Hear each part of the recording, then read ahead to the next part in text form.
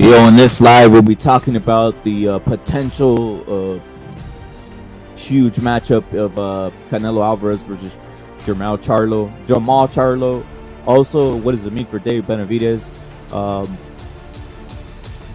Also, another Badu Jack versus Canelo possible.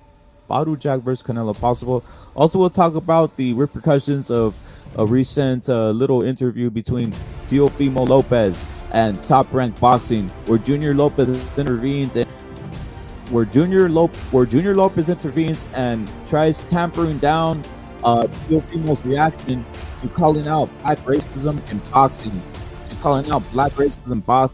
That's the basis of this live. Let's get it cracking. Not salute. Captain Chris Court, Task Force salute. Apollo salute. Ed Dog salute. Jacob Oscar Silva Bonino salute. You're saluted, bro. Let's get this shit on and cracking, guys.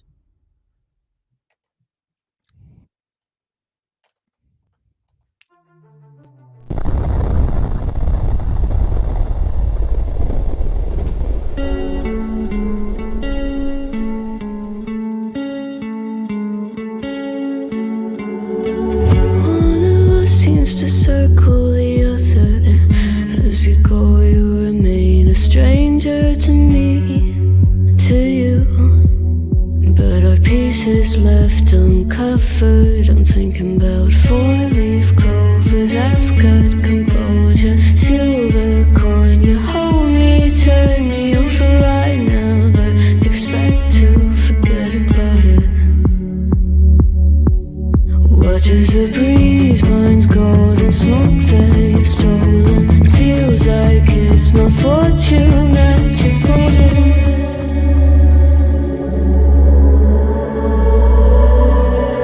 I'm swimming with the sharks.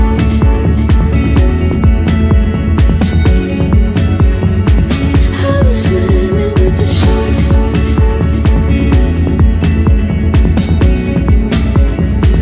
I can't tell you apart from them. You can't tell either. Will we love or fall in deeper? Tell me, darling, what is it you want? How the mind doesn't work like it used to. As I know I remain a danger to me, to you.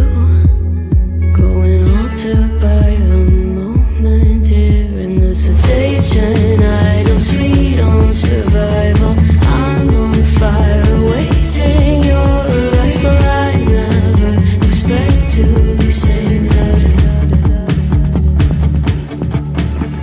all you could ask for never made its way into your eyes. Cold in the water, cold unless you're keeping a disguise. I'm swimming with the sharks.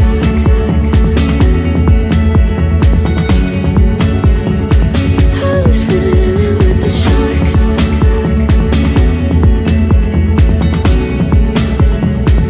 It's out of my control. You set the play in motion. Couldn't be a bigger ocean.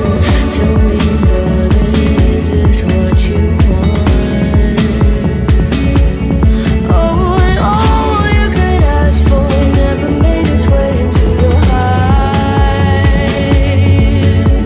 Cold in the water, cold unless you're keeping a disguise.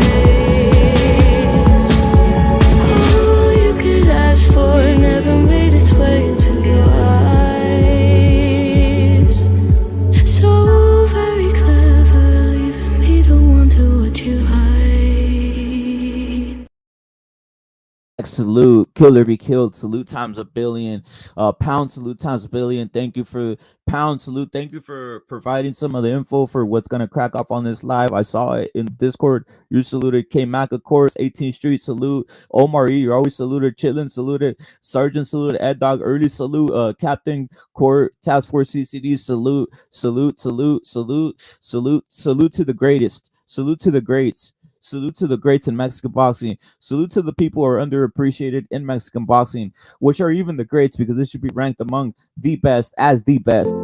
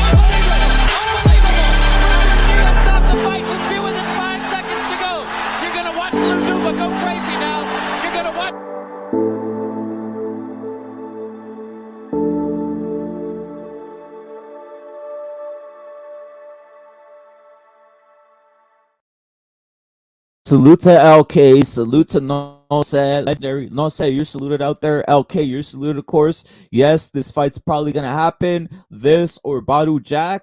But you know what? You brought it up, LK. You said, is Canelo fighting Charlo? We'll speak about that. Omar, you're saluted. He's saying, I heard Beebles off. That's what it is. And Ultra Instinct, you're saluted. Chitlin, you're saluted, of course, times a billion. But you know what? LK brought it up, and that's what we're going to go in straight up with the greatest. Stranded in the open, dried out tears of sorrow. Voy a decir en español para que todos se me entiendan porque es puro mexicano. Que chingue a su madre.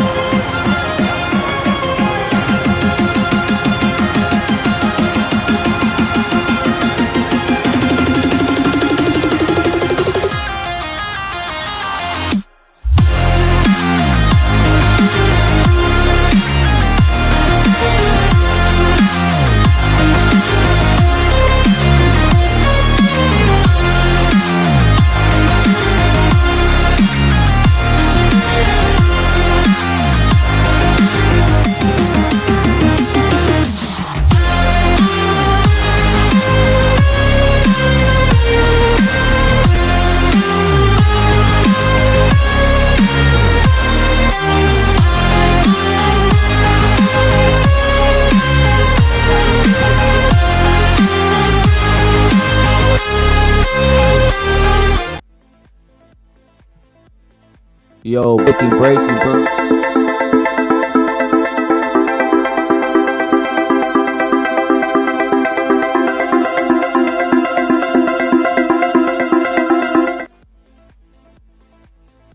It said salute, like I said, salute to the almighty CCD, and salute to Pounds for breaking this down, bringing it in the chat, bringing it into the Discord. Salute to Pounds, and obviously Salvador Chava ESPN is reporting this, right? He's saying, I'll translate it for you with you guys. Beevil and Benavidez are done. They're not gonna fight, right? And it says, what fight does Canelo like the most for September? And then its translation says Canelo versus Badu Jack in Saudi Arabia, possibly, right? That's one. And obviously number two is Canelo versus either or, up and down, right? Canelo versus Charlo in the USA for the for the super middle, right? So those are the two choices I have on the title. Most likely one is Charlo right now, right? That's why I have Charlo. Big Charlo, Jamal Charlo, the man that has been recently been crying like a baby. Salute to Jack Ripper. Jack Ripper, you're saluted. That's what we're gonna see. We're gonna see a Crip get lynched out here, bro. Salute to 18th Street on Mexican Independence Day, like you said it. Okay, that's the most likely outcome out here coming out for Canelo. Look at when Canelo drops news, it overshadows everything. It overshadows everything in the world. Salute to knockout net times a billion, right? What would a matchup of Canelo and Charlo be? This would it be, right? Obviously, it would create a storm. It would create a storm in this regard. By the way, I gotta salute somebody times a billion out here. Gotta salute Furioso Boston, who predicted this would happen. So the only one that really predicted it would happen, right? Is he thought, this is a highly likely. A lot of people were biting on the David Benavidez. A lot of people were biting on the Bevo stuff, right? But Bevo, obviously, he doesn't want it. We could consider, right? We can consider Bevo a duck at this point. Bevo does not want Canelo. He does not want the Canelo fire, right? Or he doesn't want to fight him again. For what reasons? Who knows, right? But this is looking like the most likely option. Canelo versus Charlo. What does this do? It pits up a Canelo Alvarez and the Charlo, who are from the same generation, roughly the same age. I think maybe 1 year apart, right? Or maybe the same age, right? By months, right? Same generation, both came up in the same era. Obviously, Canelo more decorated, fought more opponents of note. Made a name for himself and became the greatest pound for pound, right? But this fight will sell because Canelo sells fights. Canelo sells fights. This fight will sell because Canelo sells fights. Bevel is a bitch, is what Pounds is saying. I agree with you, bro. I agree with Pounds. I agree with Pounds. All these guys talking about, Bevel being a killer and all this. It's being exposed that he's not a killer. He's a chicken and he's a fraud, bro. All right. Because many of us that were straight up Canelo guys, we're seeing this fucking fraudulent shit going on. We got is this the real legendary shadow ban on here, bro? We got telekinesis. Is this the real legendary shadow ban on here? I forgot to change the name. All right. I gotta reintroduce. Hold up. Let me reintroduce. Hold up. Let's break it.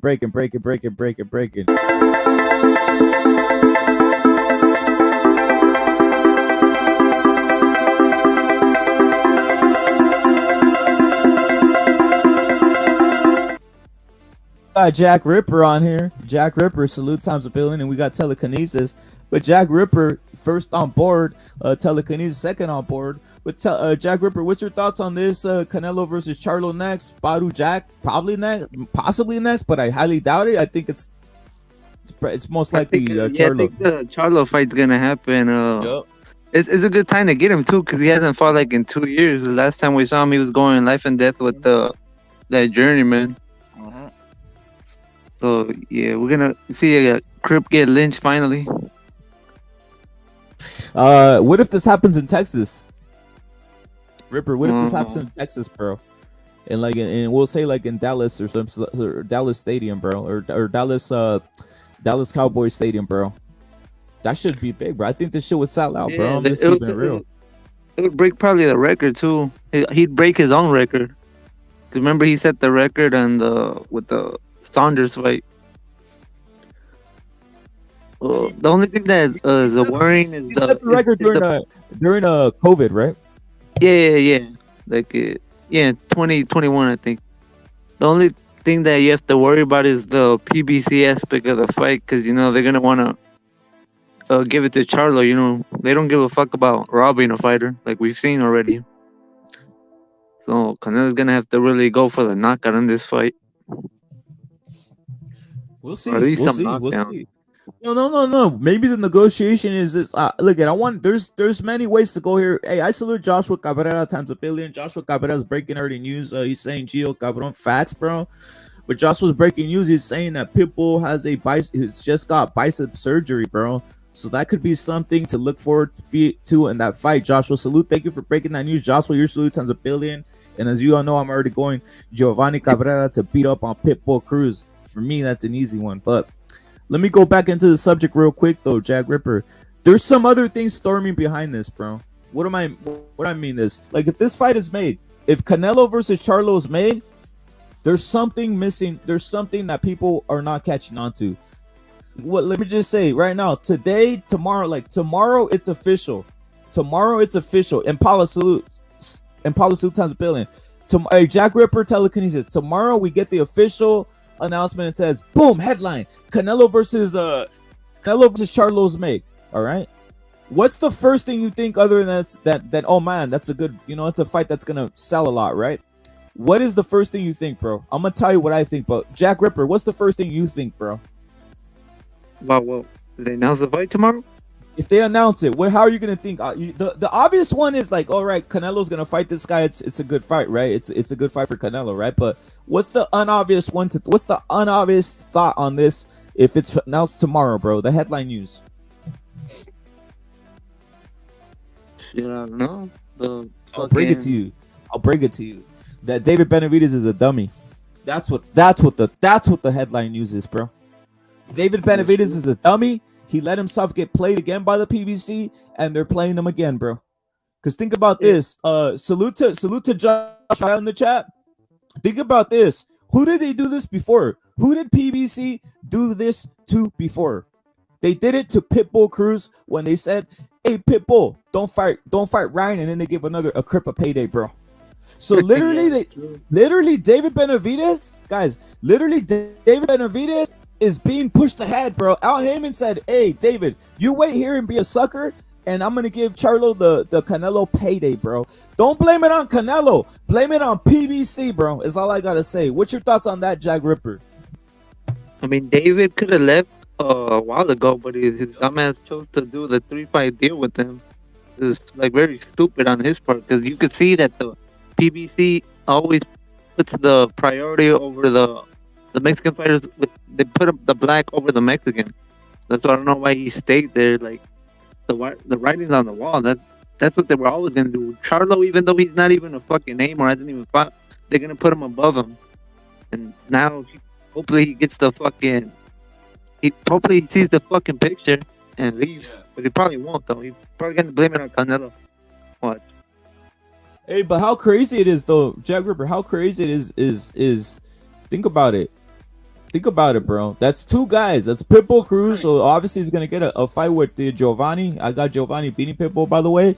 And then you got David Benavidez, who literally missed the ticket. He missed the Canelo ticket by getting lied to by the PBC.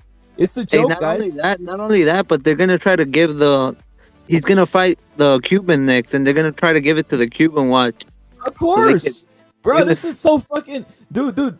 This is so like it's so hilarious because these guys were giving their life and heart for the PBC. They were trying to promote. You saw David Benavidez trying to promote on his off days, thinking all this like, oh yeah, I'll just promote this with this fake news about sending contracts. What a joke! Sending all that fake contract. I guess they're not saying no fake contracts to Charlo, right? I guess Big Charlo, they're letting him negotiate. This is a joke, guys. It really is. And if you're a David Benavidez fanboy right now, you should kick yourself in the face, dude. Because what's being done by the PBC, David needs to call it out. David Benavidez himself needs to call it out.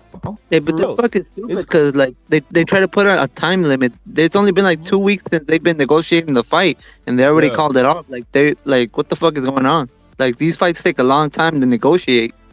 Who the fuck do they think they are? They get put a 2-week time limit and then just we're just gonna move on. Like they're fucking stupid. You know what it is though? Jack Ripper, check this out. I don't even think they were that stupid. There was no intention of for them to even have the Canelo fight. That was just publicity stuff. Supposedly they had already just a publicity stunt for them. They had already signed for the Morel fight. They were just fucking posturing to try to clout chase.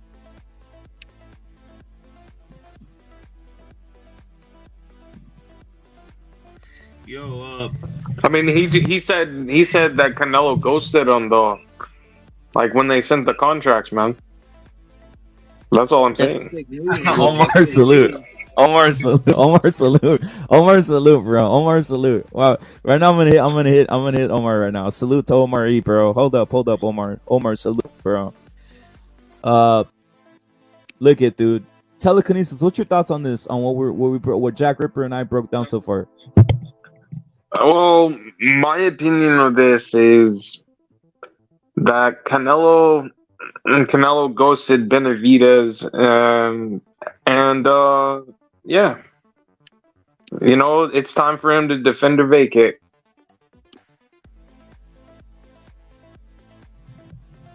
Look at, dude. Earl salute. Omar salute, bro. Omar salute. Omar, I'm gonna put up the. Check this out. Hold up. Let me get a breaking news for Omar real quick, bro. A breaking news for Omar. But look at, guys. The moral of the story here is don't trust PBC if you're Mexican, bro. They're really putting one over on you. Like, they had these guys, like they had Benavidez as a clown. They had a Pitbull, as being a clown out there and taking less than what he deserved. It's insane, guys. But look at Badu Jack. To me, guys, hey, Jack Ripper, what you think of the Badu Jack thing? That's just that's a smaller percentage, right, of that shit happening. Oh, it might be depends, because remember, it's in Saudi Arabia, so they're gonna put up a lot of money for it if it does happen. And Hearn works with those ragheads over there a lot. Also, it'd be his 5th title that he'd be a champion in, so it might happen, but I don't know. I mean, that's a possibility, but I don't see Canelo, playing games with his weight like that. Yeah, that's a lot of weight too. That sure is. Let me do a breaking news for Omar, bro. Omar, salute.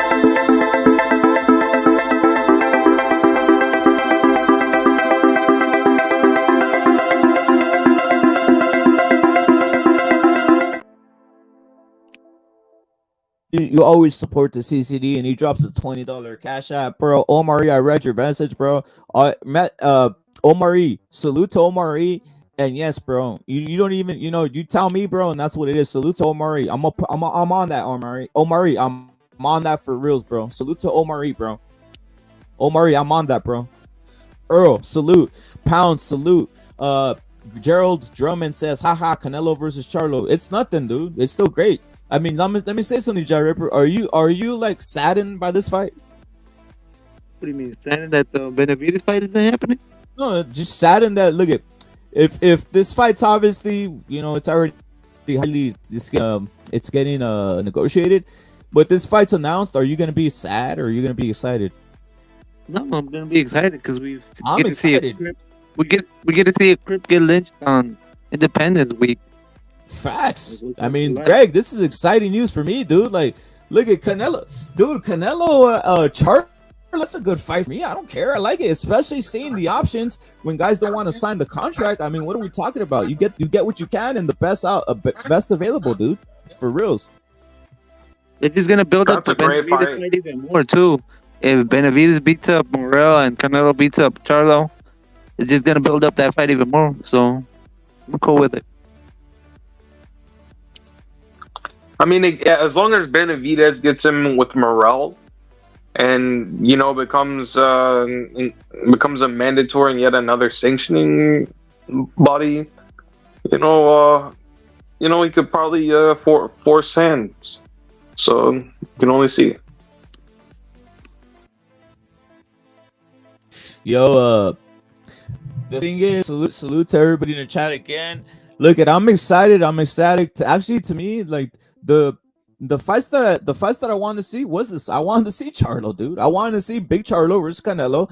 He's undefeated, by the way. Big Charlo's undefeated, so there's that O. His O got to go. I wanted to see Bivol. Look, if I just rank it, number one, I wanted to see Bivol because revenge is always fun for me to see.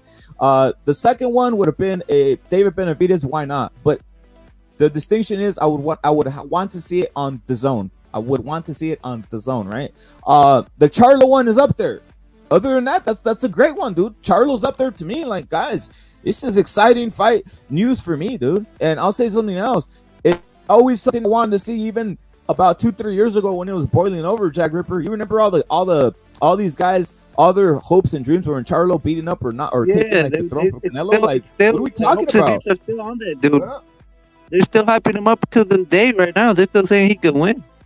Watch, when the fight gets announced, they're gonna all predict that Charlo's gonna knock Canelo out. Watch, and then after he loses, they're gonna say, "Oh, he picked him up too late."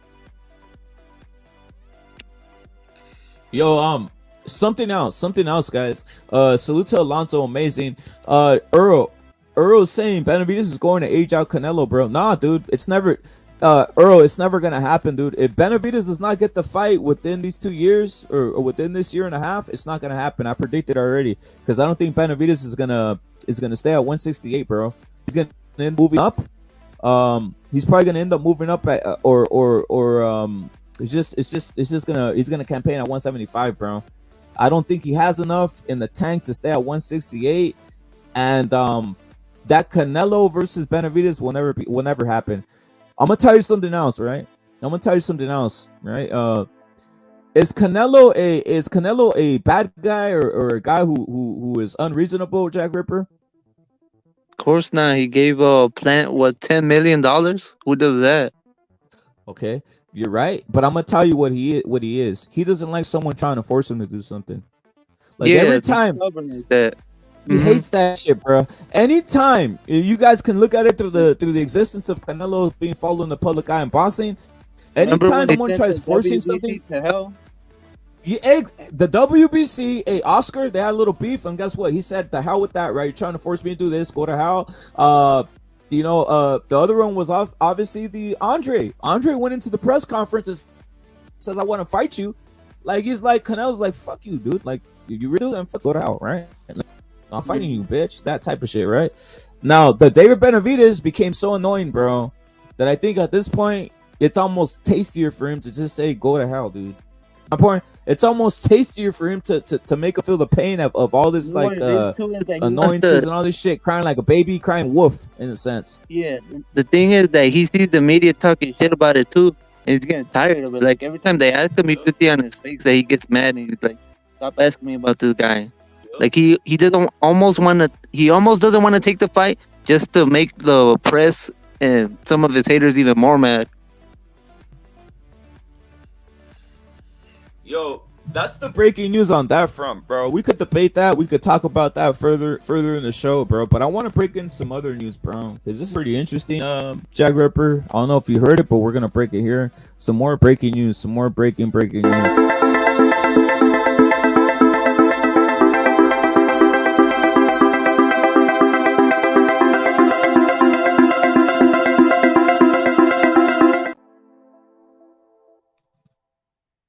Let's get into this. You see what I have on the screen? I have Teofimo Lopez, right? Now, Yeah. you're saying, why do you have Teofimo Lopez? I've heard you rant on Teofimo. I heard you say Teofimo, shit like that, right? Well, I think we figured out what's going on out here, Jack Ripper. Now, let me see if I could get this. Let me see if I can get the volume right here, good, so you guys can hear this shit, bro. You know, hopefully I'm gonna take this slow, guys. Slow and to the point, right? But let me break it down, guys. Well, you're saluted. Vernon, you're saluted. Chitlin, of course, saluted. What we're gonna hear right now, guys, is an interview held by Top Rank a little bit earlier. And it's regarding the race issue at Top Rank. And well, we all know, right? Bradley's a scumbag. All these guys are scumbags, right? They're very racial. They're biased for black people, right? All right. But we're gonna hear in this thing in exchange where you have Teofimo getting an interview from one of the cut reporters from ESPN, right? And he's interviewing him, and what you see here is Junior Lopez apparently trying to stop him, Teofimo to be exact. He's trying to stop Teofimo from expressing himself in regards to the race issue, right? Now, what did this do for me? It showed me one thing. Look, I've been going in on Teofimo about this and that, right? But the reality is this: I found out today when I saw this film or this little exchange that the real cuck is not the real cuck is Junior Lopez, dude. All right, the real cuck is Junior Lopez, and it's exposed here. I don't know if you know what I'm talking about, Jack Ripper, but we're gonna play. Stop. Yeah, he tried. Stop. It's gonna be slow, guys, for obvious reasons. But here we go. In the lead up to the fight, you said if they want the black fighters, they can keep them. Why did you say that? Did you hear that? Jack Ripper? Yeah, he's trying to press him about it. What did he say? So you got the reporter asking you got top. Thank you, bro. Perfect. You got Top Rank asking Teofimo about the issue with the Black what fighter Teofimo statement. came out with and said about facts, bro. Facts. Seriously, what was that? Huh? Why?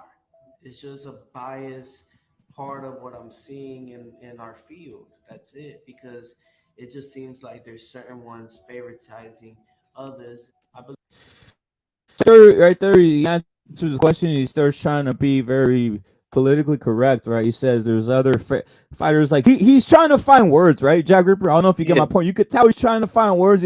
He's still kind of like Teofimo trying to be like on some trying to find the proper word, right? But let's play. the commentators that are on the stand of ESPN are a bit biased to certain fighters. No, it's not off No, the man, record. stop. It's off the record. All right. So right there, you see, you hear Teofimo talk about that bias to certain fighters quotation, and then you hear in the background, you hear Junior Lopez attacking. You hear Junior Lopez attacking Teofimo, and the reporter basically telling him to quiet down and to keep this what they call off the record, right? You hear Yeah. that, Jack Ripper? Let me. Here we go. Yeah. I don't think any. Don't get into that, bro. Wait, let me get into this. I'm not falling. No, that is Junior Lopez. That is Junior Lopez screaming at Teofimo to not get into this, bruh. Don't get into this, bruh. Don't be saying this right. Don't be talking about. Don't be falling into. He's trying to say almost like trying to tell him to not fall into the trap in a sense, right? Jack Ripper. Yeah, he's trying to protect him, I guess. You reason why what? the reason why Top Rank brought it up is because I'm pretty sure they're trying to cover their ass. Because remember that Crawford filed a lawsuit against them, so they're not trying to get sued again from any potential fighters. I think that's the whole angle they're playing with it. That's what they're asking Teo about it, trying to act like they're woke, I guess. All right, now let's play the rest. Going into it. I'm not talking. I'm talking about my. No, then let me let it go. Let me let it go. Hold up. Let me go. Hold up. No. There ain't You got Teofimo right there. You got Junior in the background telling him, don't basically talk about this race shit. Talk about the fight. Right? Like he's trying to tell him, keep it boxing. Don't fall into the what we call quotation trap, right? That's what he's trying to say, right, Jack Ripper? He's trying to like tell him, don't fall into the trap in a sense, right? But you got Teofimo wanting to express himself as the reporters obviously wants to hear. Our reporters want to hear the bullshit, bro. So let's just playing this. no holding up. Hey, Junior. Then let it be. What are you scared of? Let it be. What are you scared of? Stop being a about it and handle it like a man. Handle it like a man. All of y'all, handle it like a man. That right there. Teo went up against his own dad, bro, and said, "Hey, like, dude, stop being a bitch about it, bro. Just we need to call it. We need to call it out, bro. We need to call it out." Is what he said, right? Yeah. Well, Teo wants to call it out because he wants to express himself. He don't want people to guilt trip him or nothing. But from his dad's side, I guess he wants to keep the sponsors up. He doesn't want to lose any sponsors or money. That's why he's telling them to shut up. So I can see where he's coming from, I guess, but look at we're Jack Ripper. We're gonna delve deeper into this. We're gonna delve deeper into why Junior might feel that way, bro. Because I have actually the Don. If you're out there, please jump on and express this. But the Don was telling me a little bit earlier on why that possibly could happen. So, but let's break into the rest of this, bro. I've been dealing with for a while. My family is in fear. Everything I speak out. You know how frustrating that is. I think I understand what you've been through to get here. You have not a clue. Okay. Not a clue.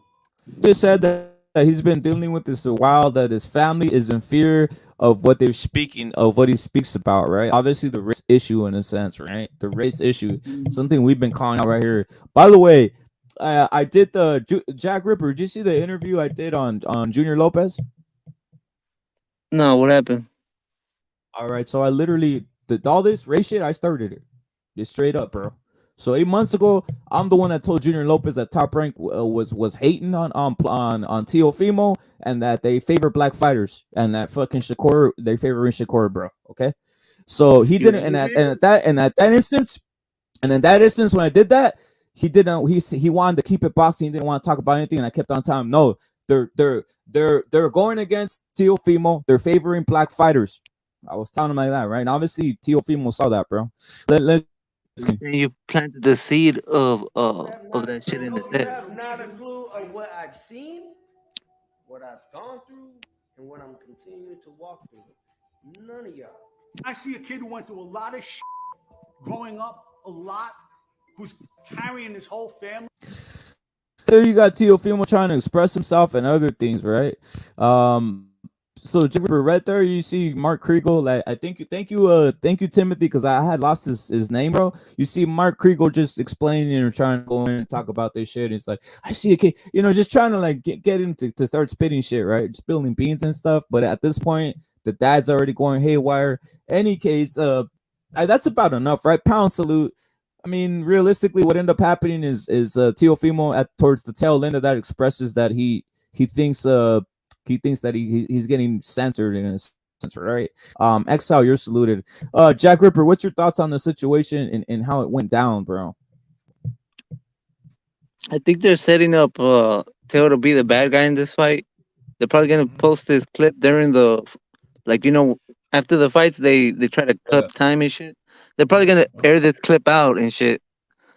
I think they're trying to get rid of him. It looks like, because they're gonna try to bring this up and try to say, well, they're trying to build him up as a bad guy essentially for this fight, I guess.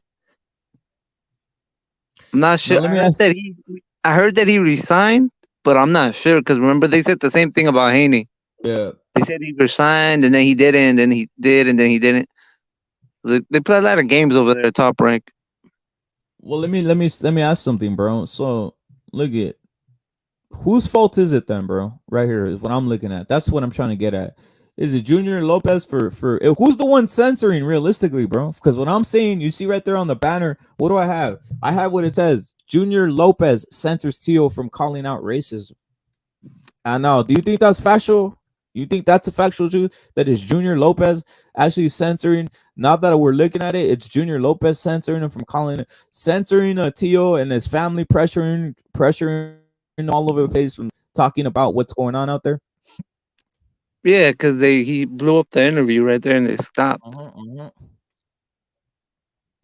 By the way, Pounds is saying that Top Rank is trying to sell Teo as a character like the Joker. He has a contract for Top Rank to 2026. So Pounds is thinking there's more nefarious reasons behind this entire interaction, and this might be staged in a sense.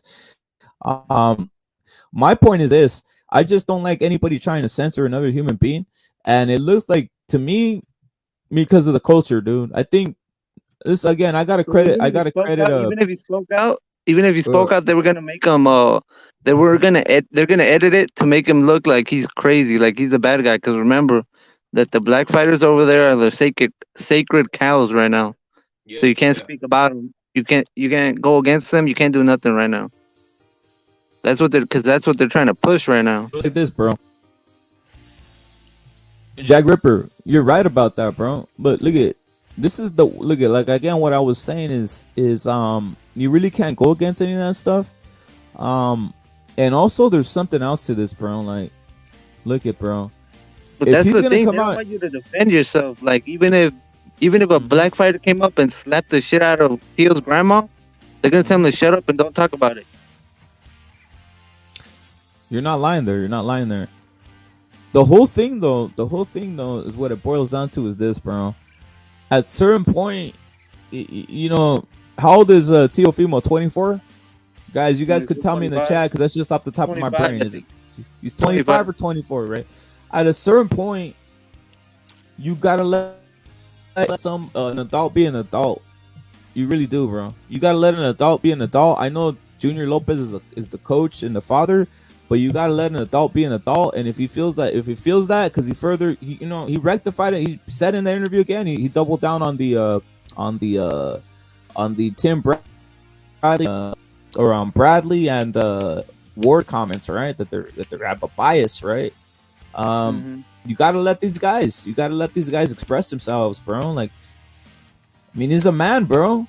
At age 18, you should be letting a motherfucker express himself, right? Like, it's you can't do nothing about it, So that's something I found very weird, bro. That doesn't want to like kick his dad to the side, even though that would be best for him. Yeah. Like his dad's like literally retarded. Like his instructions don't make no fucking sense. All he says is go knock this motherfucker out. Like anybody could do that. You know, Tails is like one of these retarded ass dudes. Like it's kind of like Danny Garcia and who else? Who else has their dad? Oh, Haney. Like they're not fucking trainers, dude. They should have been let them go, but you know, they don't want to cause problems with their family, I guess.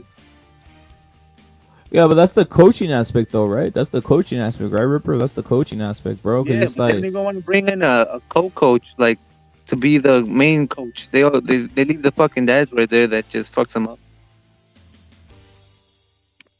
Look at the whole issue here is what does it have to do with the what does it have to do with the Josh Taylor and Teofimo fight, right? I don't know if it has anything to do with that fight, to be honest, bro. I'm just calling right here. This is just basically calling out what we're seeing, what I'm seeing as like something now. Like, look at I was giving Teofimo heat. That actually the guy who should be getting heat is Junior Lopez, bro. Junior Lopez, right? Because like again, I was gonna say this. The Don actually told me this culturally, bro. Whatever did Junior Lopez grow up, bro? Where Junior Lopez grow up from? You know, Jack Ripper. Where did he grow up? What area did he grow up in, bro? Brooklyn, didn't he? Brooklyn. And what was it, like the 70s, 80s, or what, around that time, or what? Gotta be around that time. All right, and in that time, who was running Brooklyn, bro? Black. Of course, bro. So you probably had I mean, let's keep it real. You had Junior Lopez surrounded by black people, bro. So he might not feel, he might not want to say, he might feel. He's kind of cooked, remember? Because that's the point. That's the point. That's the point. He said, "How can I be racist when my daughter's getting banged by a black man?"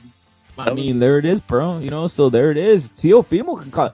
That's the thing. Culturally, Teofimo's in a different place, bro. Right? He's not a. He didn't grow up like Junior Lopez. He didn't grow up around a bunch of black people. So it's like he sees something maybe that his dad's not seeing, bro. Maybe all this breakdancing, all this shit was influenced from Junior Lopez, right? Because he's from Brooklyn, so he might have been influencing Teofimo to that. I'm being serious, bro. Right? Think about it, like, so that might be a huge possibility, especially from seeing the exchange of Teofimo Lopez and his dad and this guy Kriegel, dude. It just looked weird, dude. It really did. Now, what does this have to do with the Josh Taylor versus Teofimo fight? Well, you guys tell me. Does in that exchange, right? Does Teofimo look ready? Does Teofimo look game ready for that fight, Jack Ripper? Is this a distraction? Is this something that helps or hurts Teofimo? I mean, it hurts, I guess, but with Teo, we never know what the fuck is going on with him because he says a lot of shit. So that's what makes this fight interesting for me because we don't know what's gonna happen. It's a real wild card right here because the Taylor guy hasn't fought either. The fucking Teo hasn't looked good in a while. They're not the same dudes that beat Lomachenko and beat Regis. Realistically, so who knows what's gonna happen? I mean, I wouldn't bet any money on this fight. I mean, if you had to bet money, who are you going with then? Does this distraction cause more on Teo's side or Taylor's side, bro? Simply put. Well, on Teo's side. Teo's side, right? You think Teo is can handle this whole thing going on, and obviously the other side things going on with his kid, with his ex-wife, and all this other stuff? Oh yeah, it's gonna. All right, so let's add it up. Let's add it up, Jack Ripper. You got that? He got the ex-wife to deal with. He got the kid situation. He got his dad who's trying to censor him. His dad who's trying to censor him from all this shit happening. I mean, bro, this is a pretty tough thing to handle, bro. To me, I mean, a fighter should not be dealing with this type of shit. And then Timothy's saying if they're trying to make him a villain, it would make more sense to gift him a win against Taylor and set up a Haney fight before with all this said and done, I mean, my prediction would probably be the favoring of Top Rank for Teofimo. I think Teofimo inks it out as the distance. That's just my opinion. But this is a lot to deal with. Like I said, you got the baby mama, a wifey drama, and then you got your dad. You got Top Rank, dude. Then you went in on Top Rank, and so when you go into the whole meeting, bro, you're gonna have an angry Timothy Bradley or whoever the hell else. Dog, you literally shunned everybody out there, bro.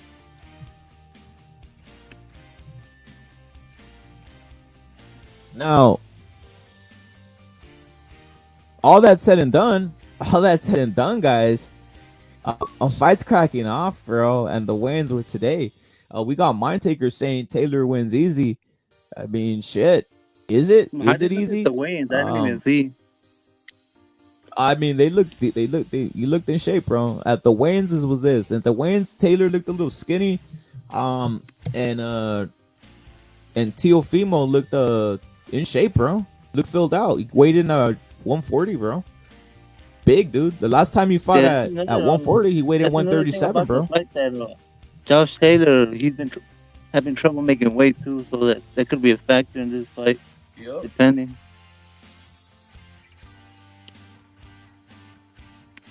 Now let's go on to something else. Was he right about Top Rank? We've been saying it for a while. Of course he was, bro. Of course he was, because if we see it, the fighters definitely see it too. That's what they're starting to call it out. Yeah. You know, some of them don't do it because they're afraid of getting canceled and shit. But you know, a guy like Teo, you know, he has mental problems and shit, so he's gonna say whatever's on his mind.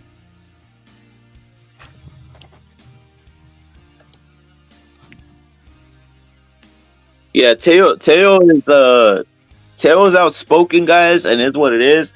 Now, who do you guys have winning that fight? Is it Teofimo Taylor? I'm taking, like I said, that my official prediction, bro. Official prediction for this fight is I got Teofimo winning by decision, bro. I think it goes the distance, and I don't see, given all this drama, like Pounds has put, Kane Max says he got Taylor by KO. He's gonna have to win that way, bro. Yo, Kane Mack, he's gonna have to win. If Taylor wins, he's gonna have to win by KO, bro. Let's just keep it real. Do you agree with that assessment, Jack Ripper? That if Taylor wins, he has to KO. He has to KO Teo, right? Yeah. I mean, I don't think there's much upside with Taylor, to be honest, because he's not a name in the States, and I don't think Aram's gonna be wanting going over there to Scotland. So there's a bigger upside with Teo because he could sell him on the East Coast, and he's probably trying to feed him to one of his black fighters right now. Yeah. I mean, they're gonna sell him as the big evil racist Honduran racist. I mean, I don't think they'll be able to sell him that way. And I'm gonna say something else. From just hearing Teo speak, I don't think he's gonna fight Haney, bro. I don't care if they try offering this and that. I don't think he'll fight Haney, bro. You guys can tell me otherwise, bro. I just don't think he gives it. I would like. I can if see I'm Teo, I don't give this guy the fight, man. If I'm Teo, I don't give this guy the fight, bro. If I'm Teo, I say, nah, bro. You know, see you later. Especially if he is up. Salute to not. Think about this. If he ends up beating Taylor, he doesn't need to give Haney a chance, bro. I think Top Rank's probably gonna do a cross promotion fight with Golden Boy. They try to make Ryan Garcia. I'll pay to see that. What's your thoughts on this shit, Not? Repeat the question, bro. I was trying to log in and stuff. Oh, what I was saying is this. Look at, were you hearing some of the stuff earlier or no? Did you see? You've seen Teofimo. Yeah, you've already seen a lot of the distractions. He's talking in Discord. You saw the videos and all this type. I was saying, like, all the distractions you see first you have the baby mama drama with Teo. You got his kid. You know, his kid's not with him. You got his dad controlling him, trying to control him, and he's, you know, and Teo's trying to express himself. You got Top Rank screwing with them in a sense, especially the announcers now that he kind of rattled them all. Is that like is that too much of a distraction? Is this just something that's going to affect them in the fight, bro? I think, I don't know, man. Teofimo is such a weirdo. This might just be his way of getting in the zone. Maybe this is his way of pumping himself up and And maybe like before a fight, he just has to let it all out, and then once he gets in the ring, he's business. And then also, Repit, I know you watched Josh Taylor fight before. This is probably like the calmest I've seen Josh Taylor against an opponent. Usually he's in their face, pushing them, disrespecting them, basically almost like spitting in their face. Remember when he fought Jose Ramirez? He fucking pushed them, and they were at the weigh-in. And I'm pretty sure I've heard him fucking do the same thing to Catterall, but against Teo, I guess he just felt so awkward being around him that he's just like, fuck this. So maybe, I don't know, maybe this is all just part of his plan. You never know, bro. These guys are tricky. Hey, speaking of that, bro, like if you see Taylor trying to chase, basically trying to hunt down or basically cut off the ring on Teo, bro, mission accomplished for Teo, bro. Yeah, he's gonna make him chase him. Yeah. Yep. Mission accomplished, bro. He's gonna end up probably even knocking out Taylor, bro. I'm just keeping it real because if Taylor just overcommitting, bro, that's not a good look. Taylor needs to stay in place, basically stand his ground, bro, and not go forward or just use a jab and stand his ground, bro. I think Teo works better off the back foot, bro, from what I've seen. Oh yeah, Teofimo. I think Teofimo's a pretty good. Well, see, man, the thing is, when he fought Sandro Martin, he was doing that. I guess. Now you got a good point. No, you're right. I was gonna say against Martin, he got knocked down, but he was trying to chase Martin, and this time around, he'll be the one getting chased, which is what he's comfortable with, And I don't think Taylor's gonna try to outbox him because Teofimo is younger, faster, and he's gonna get on the inside to hit the body, eat weight, if he tries to do that. Yeah, but that's what he's trying to. That's another part of this whole thing of agitating Josh Taylor, bro. Like, I'm not sure if it's good. I'm not sure if it's good because I want to see if you're a Josh Taylor guy, Kane Max salute, bro. If you're a Josh Taylor guy, the optimum thing would be for you to see like Josh Taylor slap Teofimo, bro. Yeah, bro, that's how you know he's in the zone, bro. If Taylor is being overly aggressive, disrespecting you, that's when you know he's ready to fight. This Taylor that's kind of like feels bad. He's kind of pitting. He's kind of docile, bro. Yeah, he's pitting Teofimo. He's looking at Teofimo and he's like, this guy's a clown.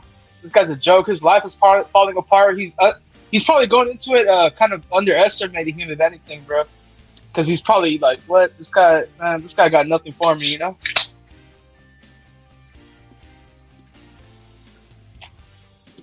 Yo, the thing about that though, not like it.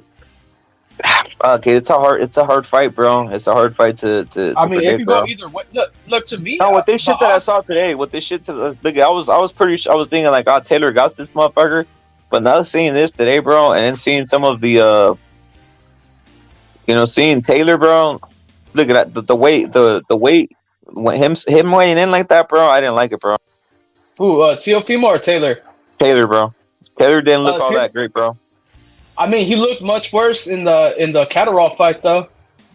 I would say that in the weigh-in for that fight, he looked way worse, in my opinion. Saludos.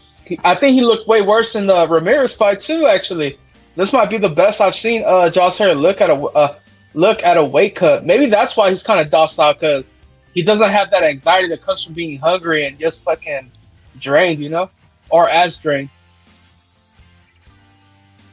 Hey, salute to Killer Be Killed, bro. Hey, check this out, bro. Salute. Check this out, bro. What you think about this though? Not 469 days inactive for Josh Taylor, bro. Oh man, damn 400? Is that real? This is real, dude. That's accurate. 400 plus days. What'd you say? 400 and what? 69, bro. Damn, my boy. You know what? Yeah, bro. He's gonna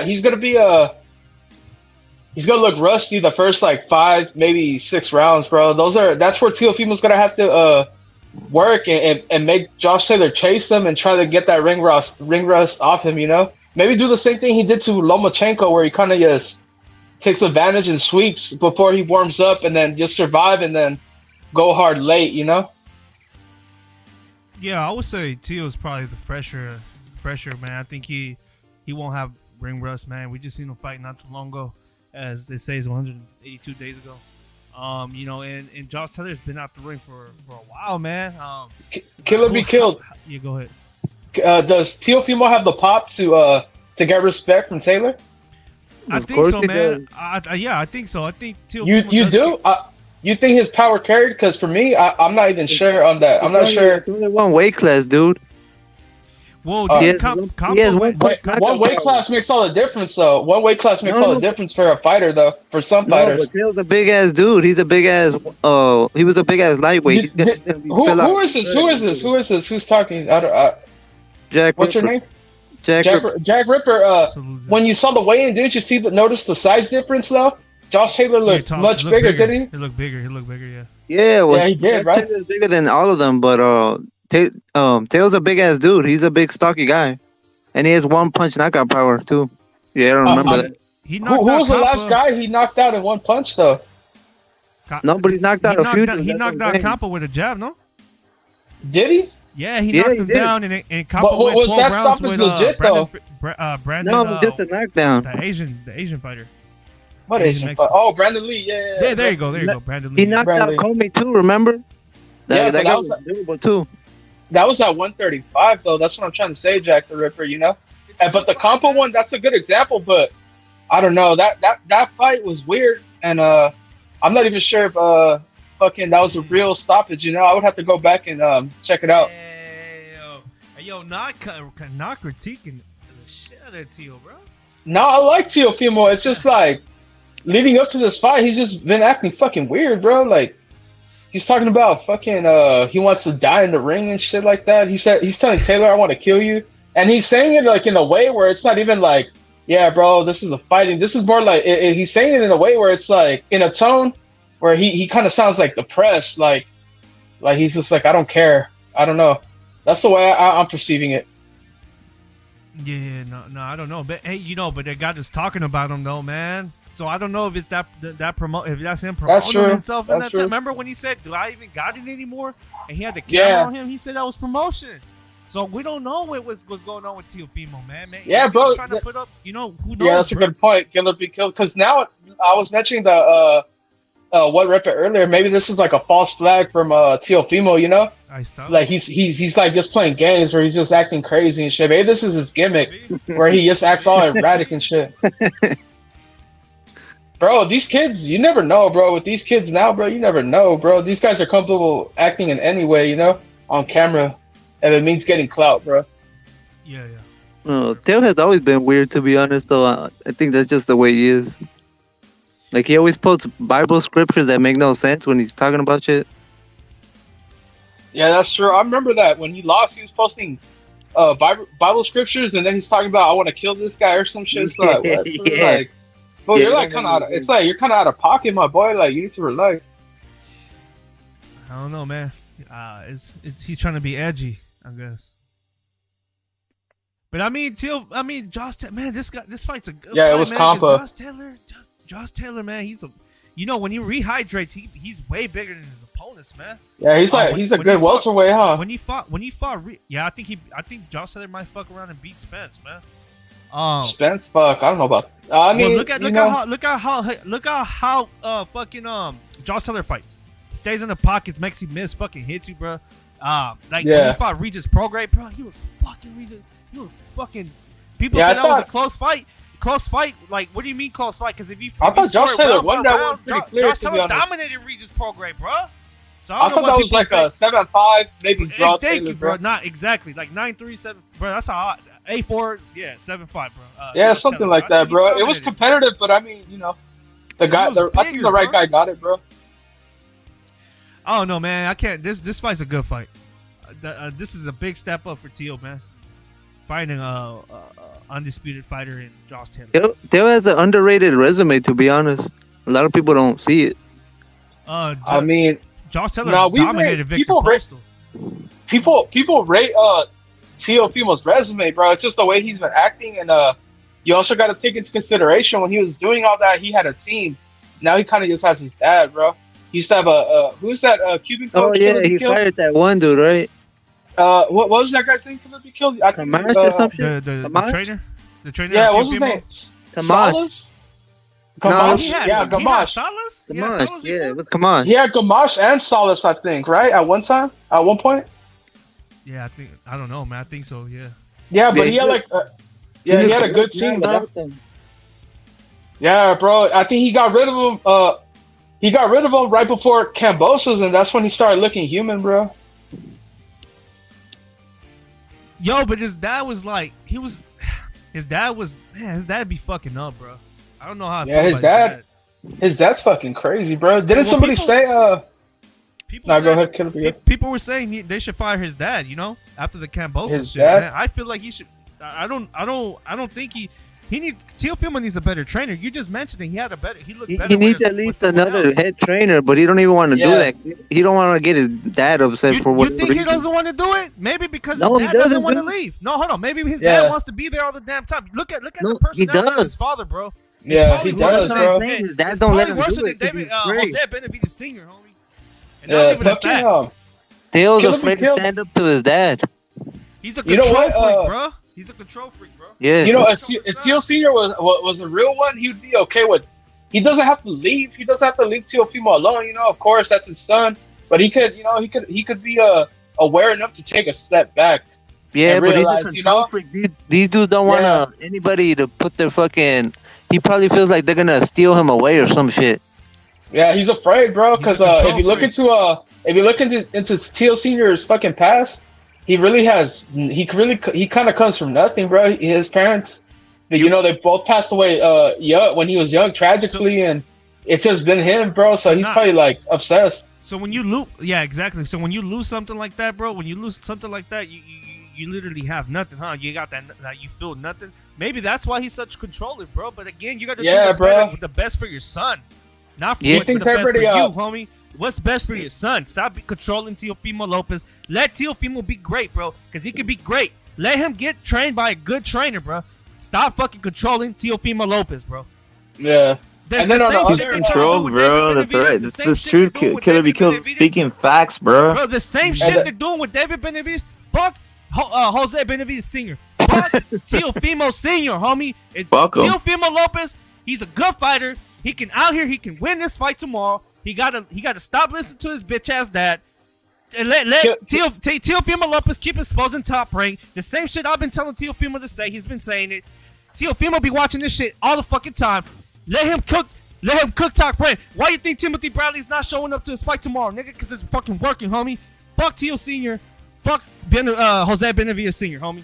Bro, you know what? Also, you know, I don't know if Killer be killed. You know, I respect you, and I stand behind. I'll back you and everything. But another perspective is he's also very overprotective. You know, he's afraid that somebody's gonna try to go fuck over his son. But maybe he's just going about it the wrong way But too. who You know? doesn't? Hey, not who doesn't? Who wants? Everybody wants to protect their son, bro. Everybody That's wants true, to bro. protect That's their son, true. bro. That's Everybody true. wants to. That's There's facts. gonna be a time where you gotta what's his name? Bill Haney has a better how do I tell you? He lets all these trainers train him, bro. Why do you think Devin Haney has a good insight when he does fight in the inside, whatever? He learned that from a white trainer, homie. Who? And fucking what's his name? Bill Haney. He learned it from Davidson. He learned it from Davidson, bro. He dropped that guy. He dropped the guy a while back. He dropped that guy a while back. Davidson, bro. Pete Davidson, full that's a comedian, dog. Bro, and I'm just keeping it real. Sometimes you can't be protecting these fucking fighters, bro, like that, bro. That's your son, get it. But you came into this business. You came into this business knowing that, bro. You think all these fighters wasn't trained by their fathers? Of course they did, bro. But there's a time where you have to let them spread their fucking wings. That's true. Shit, man. Yo, let Teo be Teo. That's the problem. It's fucking it's Junior Lopez. You gotta let Teo. Teo has the tools. Teo has the ability. But you got it's these fucking fathers like Jose Benavidez Sr. who's fucking up David's career. It's obviously Junior Lopez who he was exposed today. It's not Teofimo's fault. It's Junior Lopez's fault. And like I said, I have Teofimo beating Taylor tomorrow, bro. I have Teofimo beating Taylor tomorrow, dude. You know what's crazy, Rep? That I was listening to BDA earlier, and I believe it was one of the hosts. I think it was Jimmy. He's like, Teofimo kind of reminds me of Danny Garcia, the way his dad kind of held him back, you know, just held him back. He never let Danny really reach out. You know, maybe Danny could have been something else besides. Wait, hold up. But I'm not. I don't want to interrupt you, bro. But it's not. It's not even in that manner. The manner I'm talking about. It's deeper than that. It's deeper than that. He's censoring them, bro. He's a grown man. Teofimo is a grown man. He's 25, 24, 25 years old. Like, dude, he's censoring them, bro. I just noticed that today. I seen that. I was like, wow, well, no wonder. Now let me ask you something. Now, where did Junior Lopez grow up? New York. I think he's from Honduras, but he grew up in New York. What year? Around what year? How old is Junior Lopez? Around what year? The 80s. He's an 80s kid. Okay. The 80s. He grew up. So what was he doing? So look he grew up in an all-black neighborhood. So he was kind of like, you know, he was used to like being bullied by blacks and shit. So that's why he has and he was pop locking all over the place. And he was trying to teach Teofimo to pop lock and all this sort of shit. And now Teofimo has fucking learned all this pop locking shit is bullshit. I'm on some Latino shit. I'm on this Hispanic shit. Facts. I just realized today that the main influence on the pop locking and all this other shit is fucking Junior Lopez, who's a fucking cuck.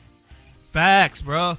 Teofimo opened his eyes, bro. He heard. He listened to the CCD. He said, "You know why I opened my eyes? I know how Timothy Bradley is. I know how Andre Ward is. I know how Top Rank is, and he's out there sharp, bro. He was already watching. He's watching his back, bro. But you got fucking Teofimo Senior out here fucking babysitting him, tell him what to say, what not to do. Oh, don't talk about them. Oh, talk about something else. Don't talk about the black fighters. Shut the fuck. He's the one cucking, bro. Not his fucking son.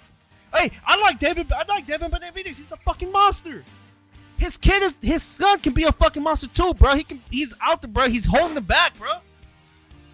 Teofimo's been, bro. He's out. He's undisputed. He went and out there and get the undisputed, bro. Like he's fighting the best fighter at 140. I don't care what you say, bro. The undisputed fighter at 140. You know what it is too, though, is that he doesn't want another trainer to get that 10%. He wants all that money to himself. That's what it is too. Stingy, bro. That part. They don't. Hey, but check it out though. When I'm really thinking about it, I'm listening to you guys and other places. What Teo's doing is genius, bro. They weren't promoting this fight. What got everybody talking was that race shit. Facts. Hey, and check it. How do you hit white people? Talk about blacks. It's not blacks that get offended. It's white people get offended. Think about it. But what gave him that? Look, man, I'm gonna tell you something, bro. I don't want to say here. Salute, Frank. I know what rep it. Yo, salute. But I just know that Teofimo real close out here, bro. I'm just telling you, he listens every day, bro. Communication's there, bro. I'm just keeping it real. But it's let me say, bro. He listens in every fucking day, bro. This talking about killing Taylor and the black shit is genius, dude. It's got everybody talking. I mean, of course. But no, that's genius on two fronts, though. Look at this word, genius, right? Because look at is Teofimo's bet. Like I said it earlier on Killer Be Killed. Salute to Killer Be Killed and subscribe to Killer Be Killed's channel. Thank you, bro. Salute. Like I said, like is Teofimo's best attribute to walk you down? Obviously, it isn't. We saw it with Sandor. We saw on many other. He's not gonna finish you on some like you come over and destroy you, right? He's more of a all right on the back foot, pop. You come in, counter, maybe I'll knock you out. That type of shit. Like for him to get Josh Taylor rattled, you need to make him come for you, bro. You know look, just think back to this, right? When Josh Taylor was fighting Jose Ramirez, who was the one hunting? Ramirez. There it is. So like that's the whole point, dude. You know, that's the whole point. You need to basically trigger Josh to chase you down, and that's what he's doing, bro. It's a competition. If you ever played any sports, it's your job to either defend your mentality, like don't let anybody get in your head, or you get in somebody's head. That's what Teo's doing. He's getting in that fool's head, or he's getting in other people's heads. You know, they got him talking about this fight because Top Rank wasn't promoting it. So, isn't that what we want athletes to do? Talk that shit, say what he's been saying. Look, what did Ryan do? Ryan did a complete 360, right? Ryan went full crip after getting knocked out. He said, "You know what? I'm just gonna join him." Look, Frank, let me ask you something, bro. Do you know if Teal Senior is he also Teal's manager? I would assume. He probably is, bro. See, He probably okay, is. He's all in one. You guys ain't picking. Man, that has a lot to do with a lot of shit, bro. Not only Bro, does he wanna Diego, be trainer, Killer be killed. Diego Pacheco is fucking managed by Jose Benavidez Senior. Damn, bro. See, so you know these boxing dads they train other guys and then they try to move their career themselves. You know, I think that's what a lot of guys do, and I believe that's what Teo Senior is doing.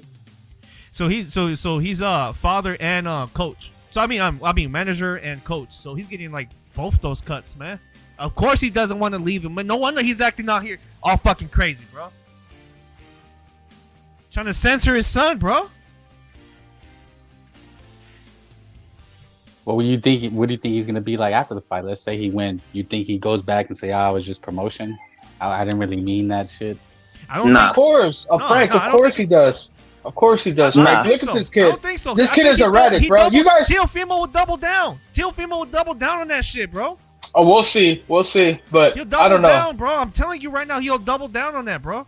Unless his bitch ass dad tells him not to, like he was telling him during the interview, telling him, "Oh, don't talk about that. Don't say anything about black."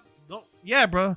We seen it. It's right there for you. Just the footage was there, bro. But somebody mentioned it looked kind of staged. Somebody mentioned like it looked kind of staged. I don't know, man. I don't know. Either then give these guys a fucking Emmy. Give these guys a Grammy or whatever the fuck you want. Because if that shit was staged, man. Yeah, fucking Killer be Killer. You're dumb, bro. Dude, I think Teo's just really playing the role. I think all this is fake. He's just antagonizing people. It's Frank. When you see him talk, it just feels so forced, right? It feels like he's just trying so hard to be whatever he's trying to do. You know, it sounds like he rehearsed it. It sounds like he rehearsed it. Yo, badly. Frank. He rehearsed it badly. Frank, so let me get this straight. So when he was talking about his dad, when he was talking about the fight with Josh Kambosos, you saying that was stage 2, like him having issues with his father? Because this shit goes back, bro. I wouldn't be saying all of this, and there's no history, bro. Look, with man, his father, bro. There's issues with him. There's been issues but it's with like him, bro. But dude, everybody talks that way about their parents, but that don't mean that you can. I never seen Virgil talk about his father like that at all. Right? What rep have you?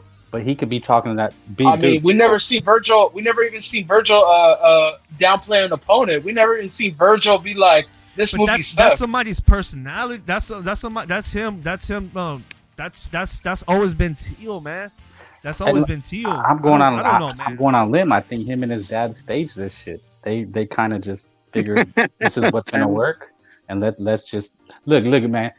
You play white people? You know what I mean? Like you play on their fucking sympathies. You know what I'm saying? It's an old school con, like white guilt. You know, like hey Teo, they probably rehearsed this, bro.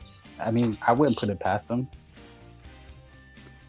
Look at the entire concept. The entire concept of what's going on. Look at, dude. I'm just gonna keep it real. I'm right here talking about this. The only reason I'm talking about this is because you guys jumped on. That's the way I'm still on this right now. But realistically, I'm gonna just keep it real, bro. And I said it earlier, and my friends were telling me nah, but I'm gonna keep it real. You think a lot of people are gonna see this fight tomorrow, bro? Yeah, it's on ESPN. Casuals. It's on free ESPN, right? Yeah, it is. Okay. Yeah. And then it's starting early. It's starting kind of early too. It is. So you're gonna have how many cards going on? You're gonna have UFC. You're gonna have Golden Boy. You're gonna have all these cards going on, and people are just gonna say, "I'm gonna tune into this." Rep it. But you already know. Look, the card starts at 5:15 our time right here on the West Coast. So they're probably gonna push that out. But you're overthinking it. You're overthinking it. You know this because you watch boxing, dude. Yeah, that's my point. I'm trying to tell you. That's the point I'm trying to tell people. Like, dude. Me and you, we're all like, we're all interested in all this shit or whatever. But dude, literally, where's the event gonna be staged? New York. Huh? Madison Square Garden. No, at the theater. At the theater, yeah. Yeah. So look at what I'm trying to say is this. In this little world that we're in, yeah, it's fucking cool or whatever, but I highly doubt it's gonna be on some fucking Loma fucking Haney shit, bro. I'm just keeping it real. And like Loma in regards to like the fucking the reach is what I'm saying. Obviously, it was pay-per-view. That fight went viral, low key. Rep it. The aftermath was viral, but no one saw that shit, dude. That's the point I'm trying to tell you. Like a lot of people, like we get stuck in this world, like we're fucking. It's like, dude, nah, dude. Let me tell you real news here, bro. If you really want to break it, like I'm just keeping it real, bro. Nigga, this is real news right here. Canelo saying he's gonna fight Charlo. That's real news, bro. Yeah, that's a. Damn, this shit dropped today? Yeah. Wow, breaking news. I love that fight. I'm just trying to tell you. Look, I'm just trying to tell people the truth, bro. Like, we can talk. Look, this is the truth. I broke it down. It is what it is. I've been breaking it down. But this is what I opened the show with. I opened the show with Canelo Charlo because literally this is what fucking moves boxing. Like, no, like, dude, when they hear Canelo, a fucking Mexican guy who fucking in the face of boxing versus a black motherfucker who was out here with the angry face and go, on this fucking, like, he has the fucking typical angry man black face, bro, when he's fucking starts snarling. Like, dog, this is what moves boxing. Yeah, this is a big fight. This is a big fight. This fight you know what? I'm just gonna say it, bro. I don't even dislike Charlo, bro. I like both these guys. It's a big fight to me. Now I'm super excited because I like both guys, man. It's amazing, bro. I hope it's in Texas, bro. That's a good venue, bro, in Texas. Exactly, bro. I think these guys are both. I think both these guys have fans. I think they're gonna bring out a big crowd. It'll probably outsell fucking Ryder and Tank and Garcia, bro.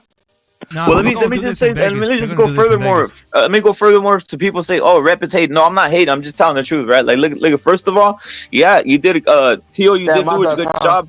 You did do a good job calling out the racism and shit. But the bottom line, bro, like it's hard. It's hard. You got guy from Josh Taylor in Scotland who, when he won when Josh Taylor won all the titles, he landed in Scotland. You know who was waiting for him? Nobody.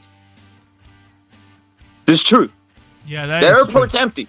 That all is right? true. When Burchell got his ass kicked by Valdez, there was fucking 1,000 people waiting for him when he landed in Mexico, homie. Yep. Truth. This is facts.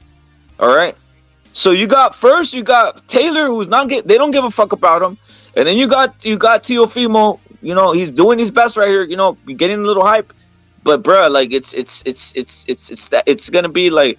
We're right here into it, but I'm trying to tell you, it ain't gonna be like this big old like fucking like this something that explodes, bro. I'm just keeping it real, dude. You guys can tell me if I'm fucking bullshitting or what, bro.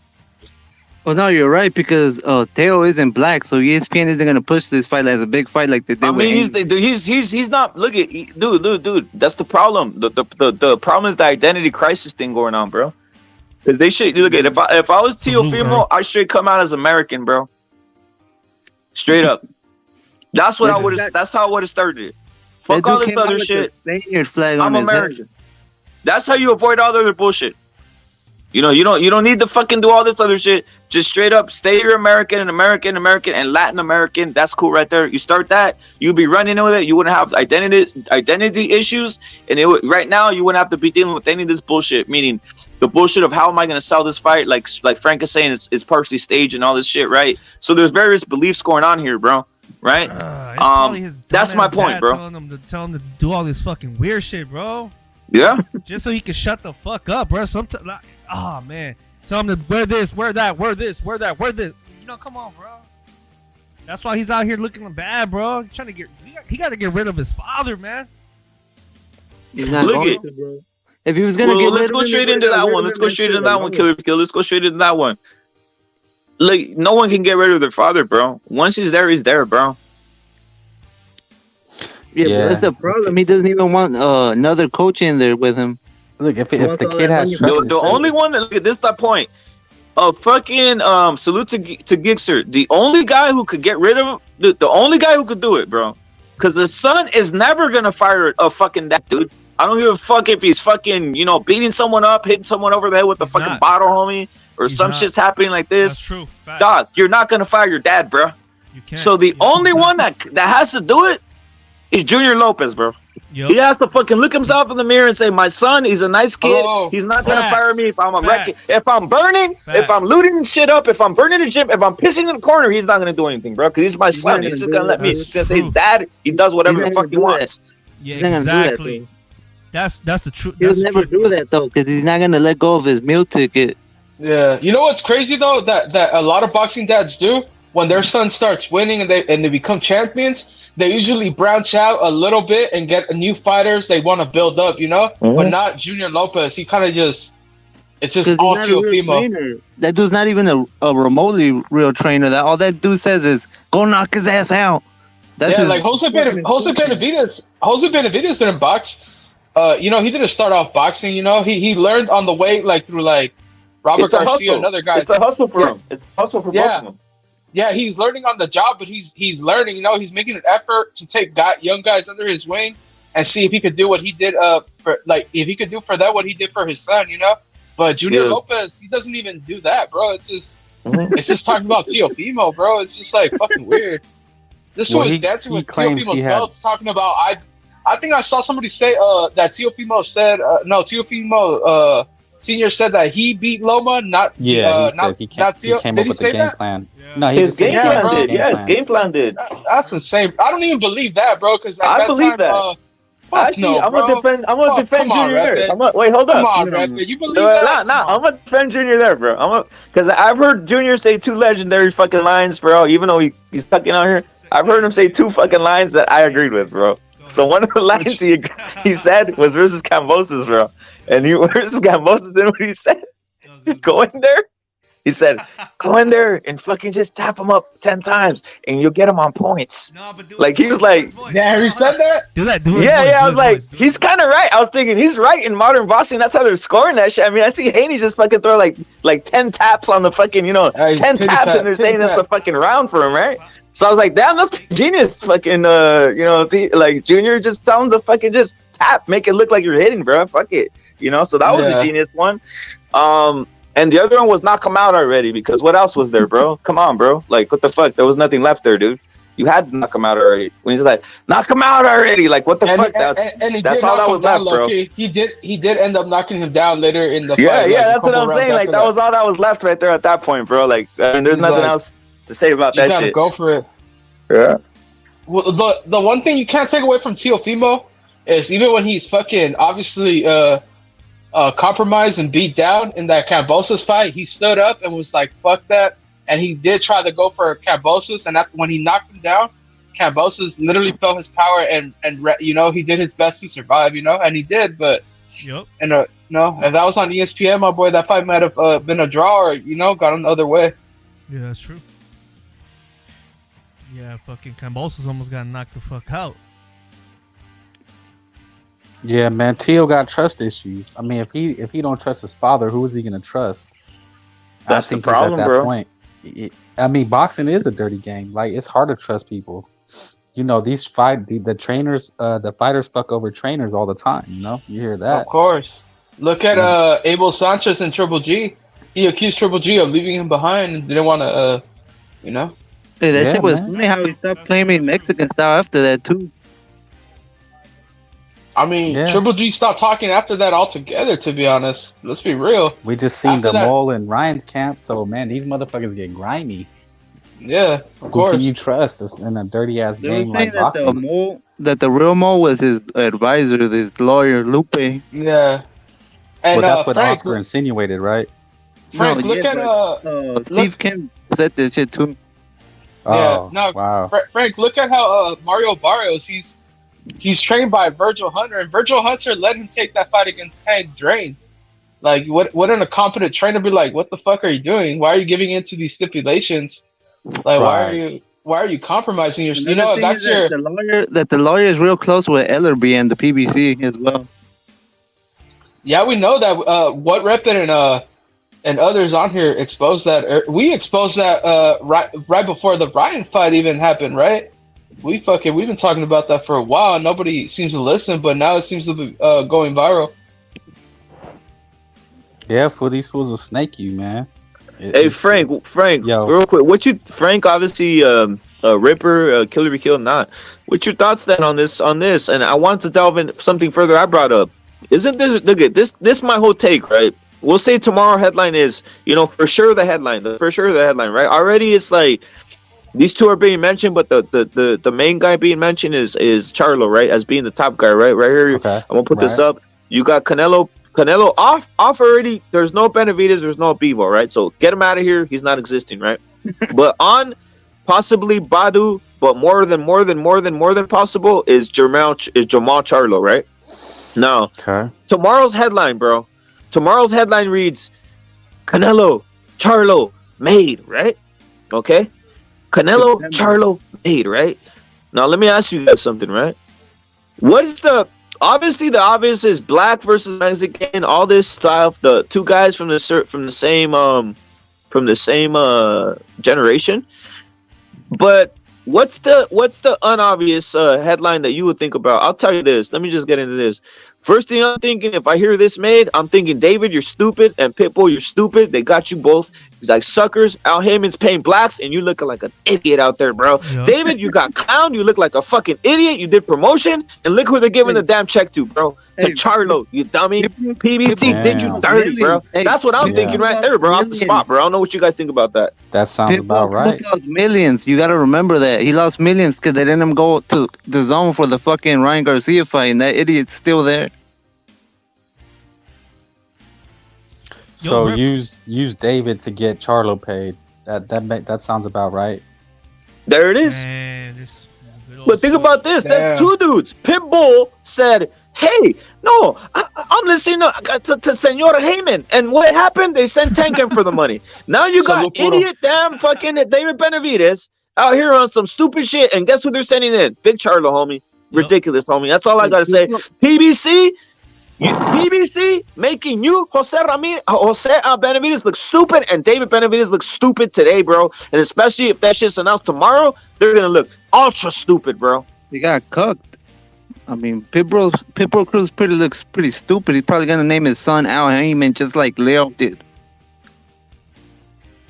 Damn. Yeah, he could probably get beat by that Cabrera kid. You think?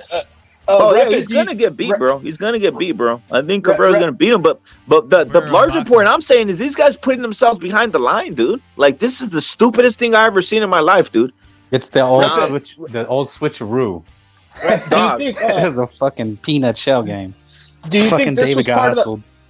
Do you think this was part of the plan where Al Heyman told Charlo, "Hey, I'll get you that fight, but you got to stay out. You know, you got to stay out.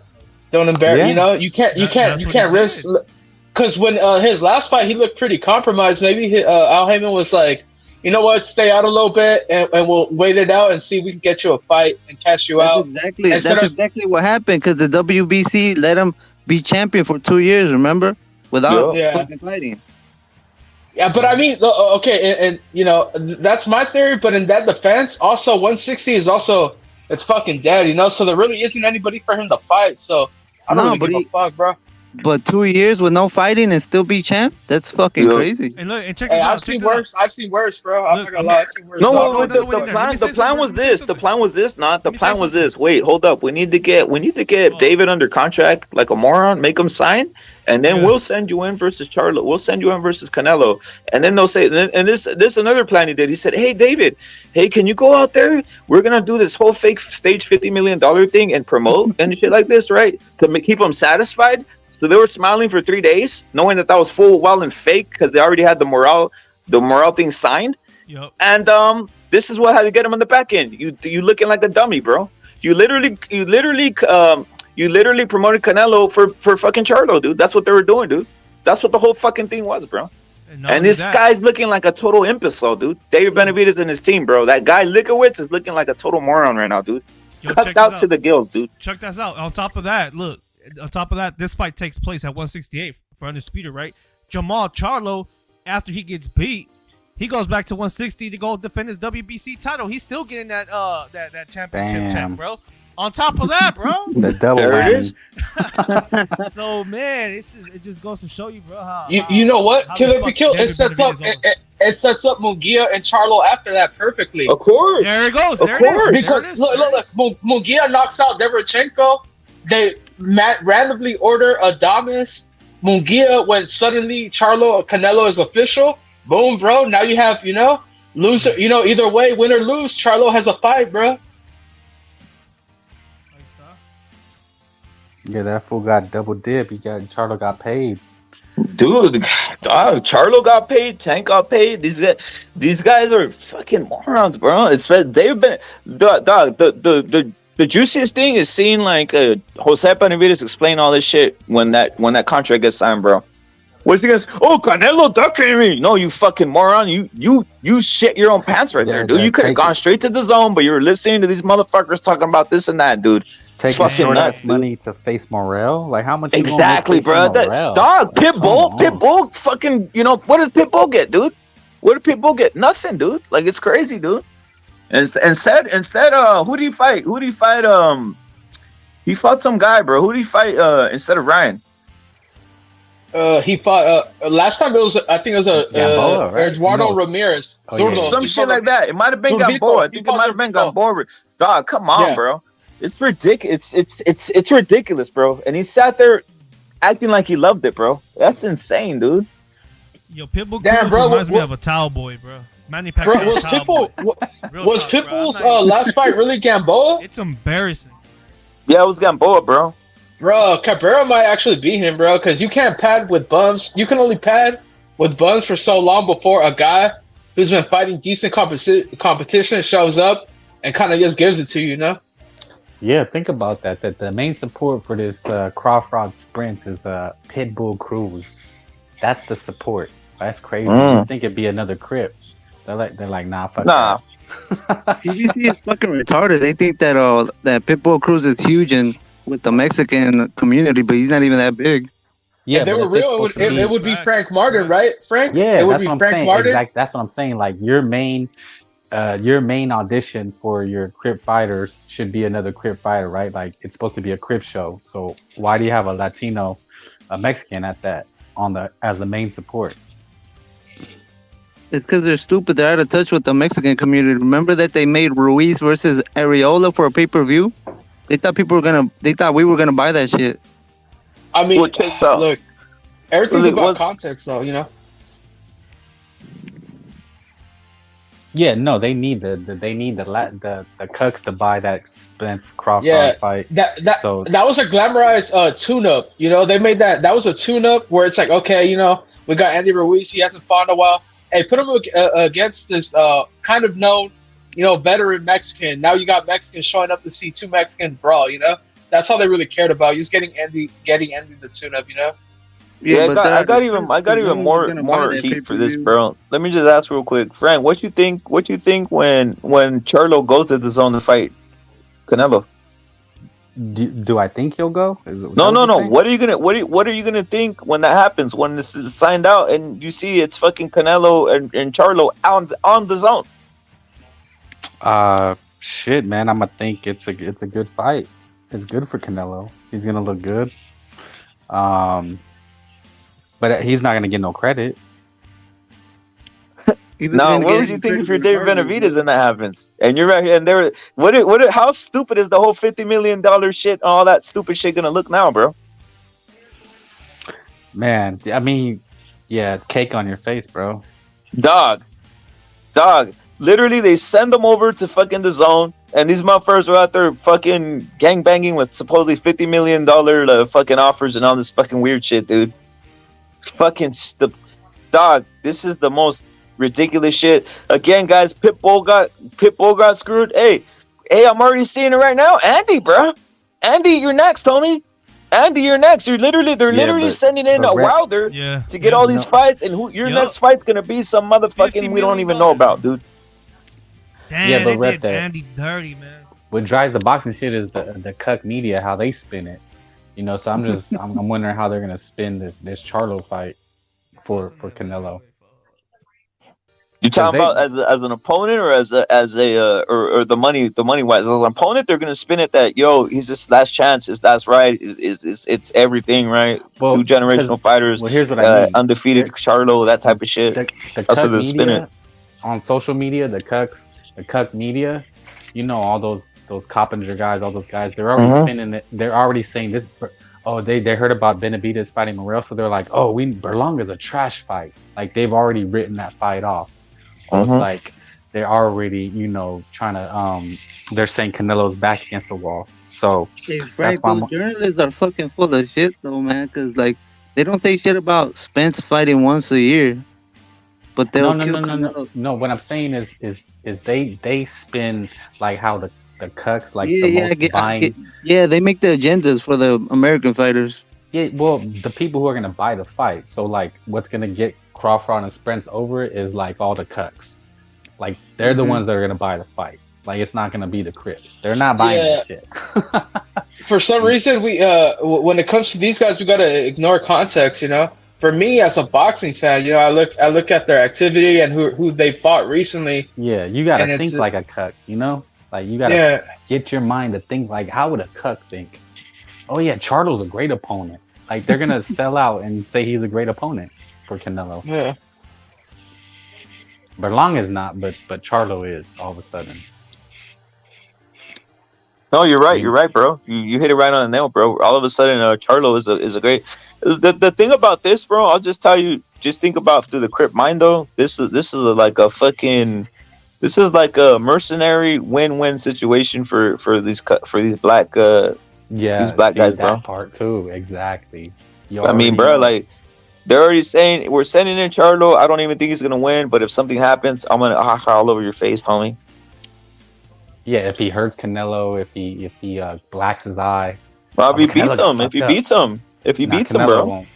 Charlo is not gonna win. There's PBC. I mean, we're saying that, but it's boxing, hey, right? bro, Like, PBC plays the long game. Hold up, rep it. I thought Canelo was washed anyway, bro. So Canelo's washed, right? That's what they've been saying for like since the Ryder fight. He's washed, so why wouldn't Charlo not get knocked out? You know.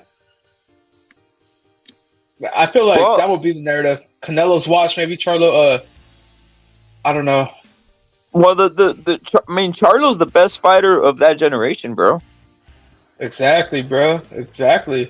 That's what I'm saying. Canelo's washed, for them, right? For that so side, why wouldn't it be? Why wouldn't it be a good fight? How can somebody hate on this fight? Canelo's washed. Everybody's been saying it for months that Canelo's washed. So this Charlo fight should be competitive, and if he knocks him out, it must be because Canelo. You think Canelo knocks out Charlo? Yeah, I mean, he does. I'm gonna have to watch more. I don't know. That's a hard one, but I mean, I can see Canelo dominating and beating him down. But Charlo, he's going up a weight class, and these guys at this level, guys know how to survive when they're being outclassed. Nah, the Crips ain't gonna disown Charlo because they're just gonna discredit this as a solid win. Yeah. They're gonna say he was off 2 years. Why don't they give him time? Yeah. He needs a tune-up. He needs a tune-up. All the narratives. They're gonna say he wasn't throwing they're gonna say he wasn't throwing punches because he was rusty. Instead of Canelo just timing him and like you said, piecing him up. It's a win-win for Crips. They win either way. I'm tired of those motherfuckers winning, to be honest. Well, that's up to Canelo if he takes this fight. I mean, he should just go up and fight Badu Jack. Why not? Fuck it. That's what Eddie Hearn is talking about. I mean, fucking he'll be what, his fifth division? Money, to be honest. How many Mexicans that won belts in 5 divisions? I think Canelo would be like what, one of the only few ones, right? Or how many boxers? I think there's only like 4 boxers that have ever won 5.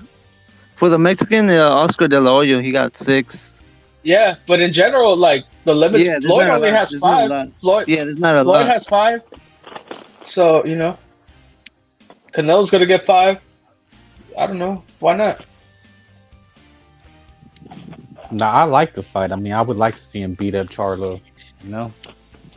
Yeah, that's what I've been saying too. Like we get to see a Crip get lynched. So hey, first cruiserweight champion of Mexican descent too. First Mexican cruiserweight champion if Canelo goes up and beats Badu Jack too. There you go. Right there. That's the story right there. That's the whole fight.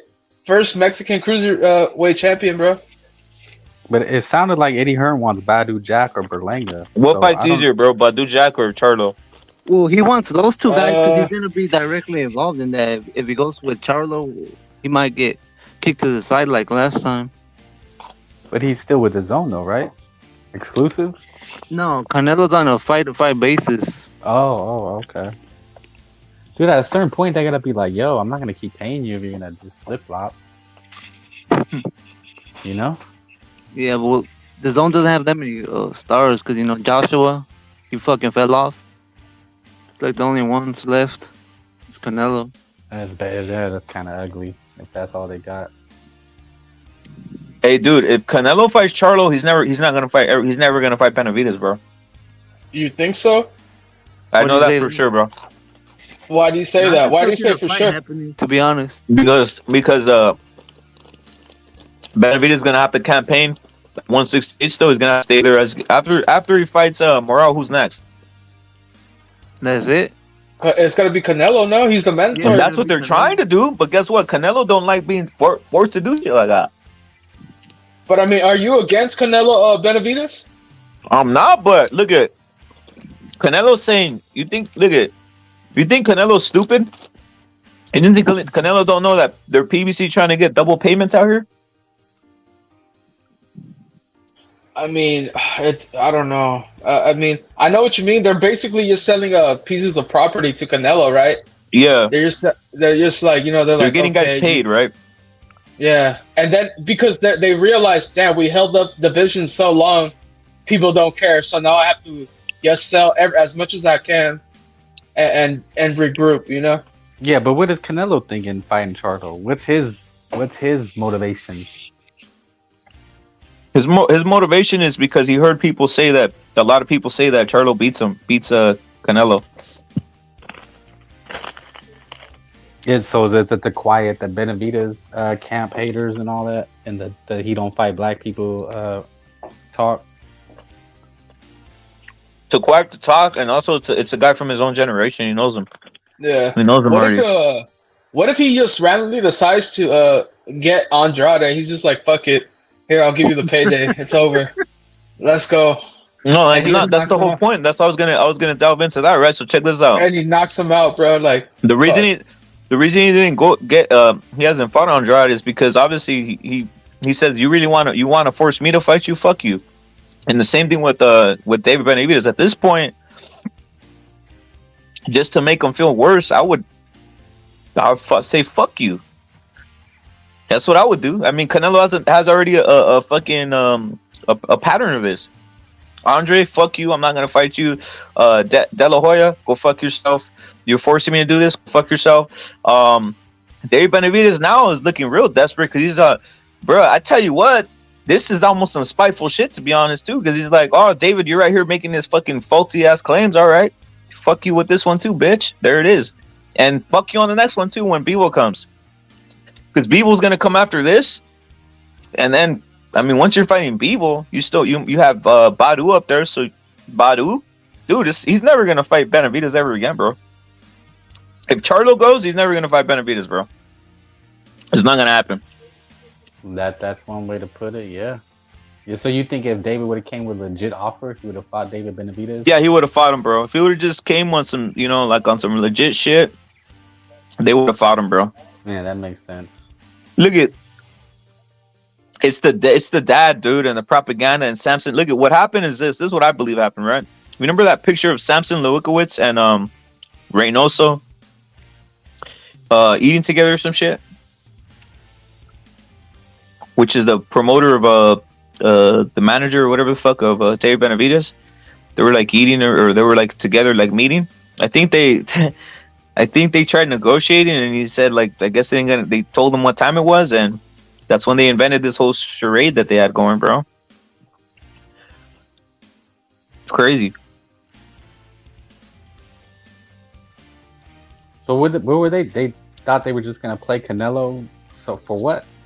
No, I think Canelo met with them thinking there was gonna be some type of real or Eddie Reynoso met with them thinking there was gonna be some type of legit shit, and they hit him with the PBC and this bullshit, and he said, well, go fuck yourself. That type of shit. You come over here, they didn't do it, and then that's when they came on with the whole we sent them this fucking shit and emails and all this fake shit. Problem is, I think I have a feeling you're gonna see Charlo going to fucking DAZN. So what they weren't letting David do, or allegedly quotation not letting them do, they're gonna let Charlo do, bro, and then that's when David's gonna get the egg on his face, bro. Damn, that would be like. No, I think that's exactly what happened, bro. What if if the Benavidez fight and Canelo, what if Canelo and Benavidez does happen, but it's on the zone and it's just like on what if that fight just happens out of nowhere? Would you rather have that or Charlo? How? Well, I don't know. You talking about if it just gets announced out of nowhere, like it just all of a sudden you just came to terms? Yeah, like they're like, fuck it, let's go through with it, or like, you know, maybe, I like to talk. I like both those fights, bro. Yeah, I'm not gonna lie. I feel like, yeah, I mean, fuck, I wanted to see Bivol and Canelo at 175 again because I feel like Bivol, you know, now I feel like I see too much. Before I was like, man, people are like, you know, Bivol's not scared. You know, he beat him the first time, but now after all this, it's like, oh shit, this guy doesn't want to rematch because he knows, like, oh fuck, like this guy was off and he almost got me, and I fucking, you know, I feel like, I don't know. I think Canelo can be. I want to see that rematch, bro. If anything, that's the fight I want to happen in September, bro. Look at how many years do you think Canelo has left, bro? Honestly, like, what is he? 32. Fuck, bro. Like maybe 1 or 2. He got. All right. How about Frank? How many years do you think Canelo has left, bro? 2, 3 big fights that are where he wins. 2, 3 big fights where he wins. Like in the next 2 years.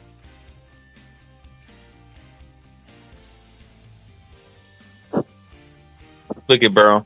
I got shit, dog, bro. Like maybe if he moves right, maybe 3 to 4 years, bro. If he moves right, not. I can see that. Right, I think that's 3 to 4 years.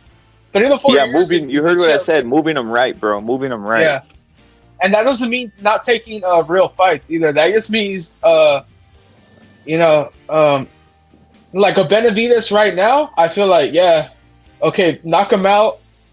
But let's say in 2 years, I'll be like, nah, man.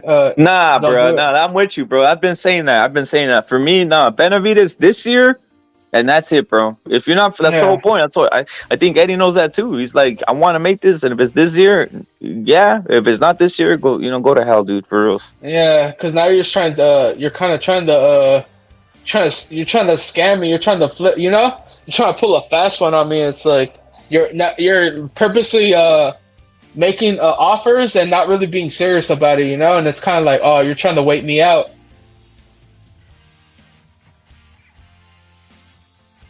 Not that's you're the only ones I ever heard say that. You say you only have 1 or 2. Then what are the opponents then left for Canelo? Then the opponents that you see for him, bro. No, 1 or 2 years. But this is assuming Canelo's fighting 2, 3 fights a year, you know. And I think he will get back on that schedule again after September. I think he'll come back this is December with somebody, and I think he'll do Cinco de Mayo and so by like 2025.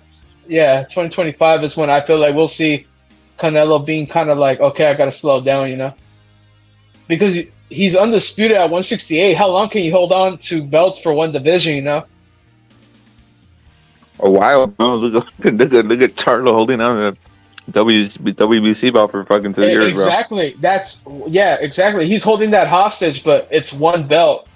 Now you got 3 organizations being hassled by other promotions, and they're getting, you know, they're losing. I don't know, you know, fuck. It's just hard to hold on to 4 belts in boxing. Devin Haney's about to drop his belts because he doesn't, you know, he gets paid very well for what he does, but I don't think he has enough money to fucking pay off 4 belts every fight, you know, or not fight every couple months and shit if he's trying to hold on to them.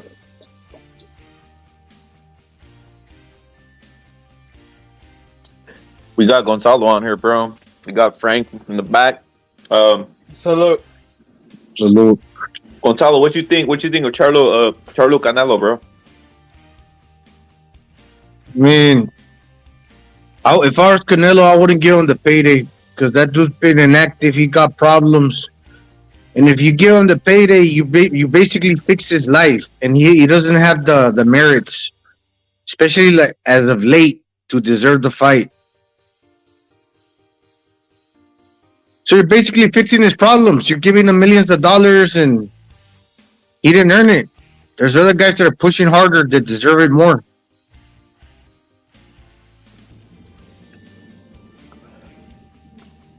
Who would you want to see then, Gonzalo? Who do you think deserves it more, and who's viable? Hey, can I insert one? Wait, yeah, Gonzalo, can I say one thing? I just want to say one thing. What if Canelo's holding? What if Canelo's waiting to see if Colin Smith can beat Benavidez? I've always wanted to see that fight better be. That's winnable. I think that's winnable for Canelo. Yeah, that's what I'm saying. Like, either he could either rematch Colin Smith, or he fights a Benavidez that just got that went into a war with Colin Smith. See, Canelo, he got a tough defense. He got a tough chin. He can roll with the shots. He could take some of the power off from Benavidez punches, and he's a sharp puncher. If he lands square on the chin, he can hurt Benavidez. He's been knocked down by weaker punchers too. That's what I'm thinking. Ribbit? What's up, Ribbit? Yo, Eric, salute, bro. On the same question, Canelo and Charlo, and shit. Can I go in and stuff? Just real quick. Go in, bro. Go in. Oh shit. Fuck it, dog and shit. All these fucking Canelo haters and shit. Like, they're talking shit about Canelo ducking a slick fighter on a black fighter and all this bullshit. Like, okay, come on and shit, bro. Let's do it and shit and shit. You know what I'm saying? You know what I'm saying? Like, Charlo be talking shit on Facebook and Instagram and shit. He gonna fuck up Canelo and shit, bro. So what's up and shit, bro? Let's do it and shit. What do you think? If the dude's gonna get a divorce from his wife, I don't think that he would fight him until he got the divorce, because the chick would end up taking half of the money. And I get this shit. Okay, there's a big old black dude and shit and stuff, talking shit and stuff and shit, like just like you and shit, like this all this fucking he ain't writing all the bullshit and stuff. Charlie ain't right either, bro, and shit. You know what I'm saying? Like, he wanna jump in and shit in the ring. Okay, let's do it and shit and stuff. And like, and the people, the haters and shit was talking shit about like Canelo having fought a black fighter and shit a long time and shit. You know what I'm saying? I think it'd be like another tune-up for Canelo and shit and stuff. And shit. Yeah, no. Yeah, Charlo doesn't throw a lot of punches, so he's a counter puncher. Canelo would just walk him down. You know what? Eric, so you're saying that Canelo... Hey, Eric, you're saying that Canelo basically listened to everybody saying that, hey, Canelo, you haven't fought a big black slick fighter in a while. You've been on a Eurobund tour, and that's why he's gonna beat up on this Charlo guy. Because supposedly Canelo ducking Benavidez and shit. It's like it's on the top 3 lists. Benavidez, Charlo, and Andrade and shit. Okay and shit. If the Benavidez shit doesn't go down and shit, or whatever and shit, like Charlo be like chilling in the fucking in the stands shit, bro, like on the sideline and shit. Come on, nigga, shit. Come on and shit. Okay, come on and shit. Let's do it and stuff and shit. I'll be a good fight and stuff, like a good tune-up or practice fight, and then fucking bring in fucking Benavidez and shit, whatever, and like whatever, or whoever and stuff. Bro. That's what I'm thinking and shit. And I'm thinking shit like another fucking fight here on H-Town and shit in line, or fucking Dallas Stadium and shit though and shit. Like, because Charlo like barely like selling out the Toyota Center, bro. Like, you know what I'm saying? You know what I'm saying? They, I know the Negros gonna come out and shit and stuff for Charlo and shit. They're all fucking excited for Charlo and shit, like knocking out fucking Uber drivers and shit. Montiel. He couldn't knock them out. You know what I'm saying? You just saw the wave of Negros like waiting for a fucking knockout and shit. And so I know Negros are gonna come out and shit for this fight and shit, bro. Because the last fight got canceled and shit. Last fight got canceled and shit, bro. We couldn't sell the damn fucking chicken wing and shit, bro. So I think you shit like let's put it down for H-Town and shit. Charlo and shit. Canelo comes down and shit for H-Town and shit, or Dallas and shit, or San Antonio. No, he likes coming down over here anyway and shit, bro, and shit. All fucking Mexicans, shit, you know what I'm saying, like, are down and shit, bro. So why not, shit, bro, and shit, like,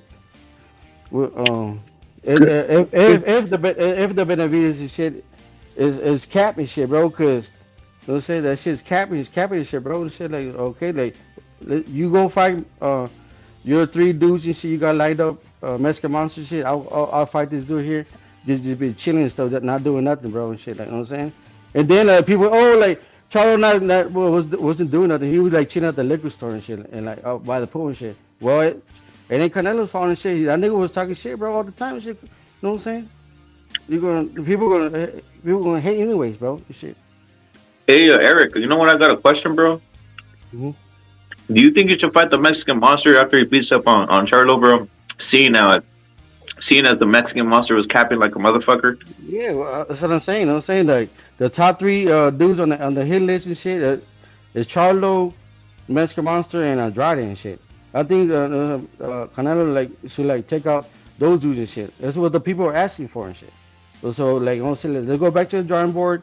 Okay, let's take out Charlo. Let's take out Andrade. Let's take out Dan Benavidez and shit and stuff. And then, like, you know what I'm saying, I could just run out in the sunset and shit. I'll be chilling on my ranch and shit down in Mexico shit, bro. You know what I'm saying? Like, and what, bro? Shit. Yeah, I gave you the fight she wanted and shit, no? What else you wanted, shit, bro? Yeah. You know what I'm saying? Yeah. Is that a plan or no? No, that's a good plan, bro. Yeah, see what I'm saying? He takes out these the fighters from his generation, right? Charlo, Andre's a little bit older. David. But I want to see though. I want to see people though. Hey, you think you're proving these fools wrong by, like, let's say they've been waiting. They haven't been doing nothing in their career. All they've been waiting for is for Canelo, for the opportunity, so they can get that fight, so they can cash in and make money. So basically, by you saying, okay, fight this fools, you're actually doing those dudes a favor. Yeah. They've been struggling. If you want to keep them like where they actually like belong, because they don't deserve it, don't give them the fucking fight. They'll stay suffering. But yeah. Then on this way, you give them millions, and at the end of the day, they don't give a fuck about boxing. They're gonna be like, I got what I wanted. No. We're going back to that 50 million contract shit, bro. Shit, that 50. If you have good lawyers and shit on your side of shit, bro, your lawyers, you're not gonna say, oh, you just signed this fucking blank check, bro, and shit. And I just hate they've been I heard all this fucking bullshit on YouTube, and the Canelo was ducking this $50 million shit, bro. Like, come on, bro. Keep those fuckers poor, man. Keep Andrade and Charlo poor. But yeah, who's responding? Who's putting? At the end of the day, the fans are gonna be happy that they got millions, even though they lose. No, no. Because that's the way they are. People want to see. This narrative, people thrive off what other people have. They feel good about that. It's a pocket watcher. This narrative of this $50 million going around and shit, bro. Explain that to me. That's Canelo's money. Everything is Canelo's. Everything is, they're using Canelo's name to say, we're going to give you this, because in the end of the day, when the fight sells, Canelo really generated that money. That money's not real. Like, right? It's only, they'll mention it, but at the end of the day, they think Canelo's a stupid. The one that's really generating that money is going to be Canelo. Suppose they say, oh, we got the funds now, but regardless if they got the funds or not, if those fighters were to fight somebody else, that money would be non-existent. But explain that to the haters and shit. Like, explain that to the haters and shit. Who's putting out that money and shit, though? Who's the offer and shit on the table and shit? Anybody can write a fucking blank check. So the reason they're pulling it out because they're using Canelo's name. How come they don't pull it out against other fighters? Because the money they wouldn't get that money back. But it's basically what they're doing. They're filling out a blank check and they're waving it in the air. This is Canelo versus Charlo. Here, you can get this Canelo. But in reality, when the fight sells, the one that earned that money is fucking Canelo. Oh yeah, and shit. Oh yeah, I'm saying whoever put butts in seats and shit, like Tank and shit and stuff. Canelo, they think because he's Mexican, Eddie Reynoso's the manager, that they don't realize that shit. They do. I mean, they've been at it for a while, man. They know what they're doing. Yeah. People think that you're stupid or something, that Eddie Hearn don't tell him what's up, that he's new to the game. He knows what's up.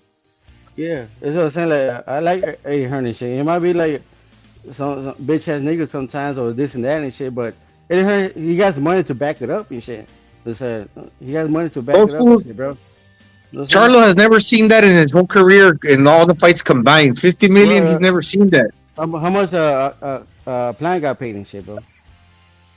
How much got the last fight just for the belt and shit?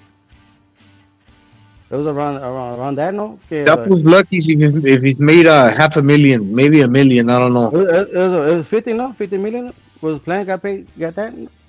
Oh, Planet had 12 million and 9 million or 10 million maybe, and Kovalev 12 million, something like that. But Charlo, all his fights combined, he wouldn't make what he makes in one Canelo fight.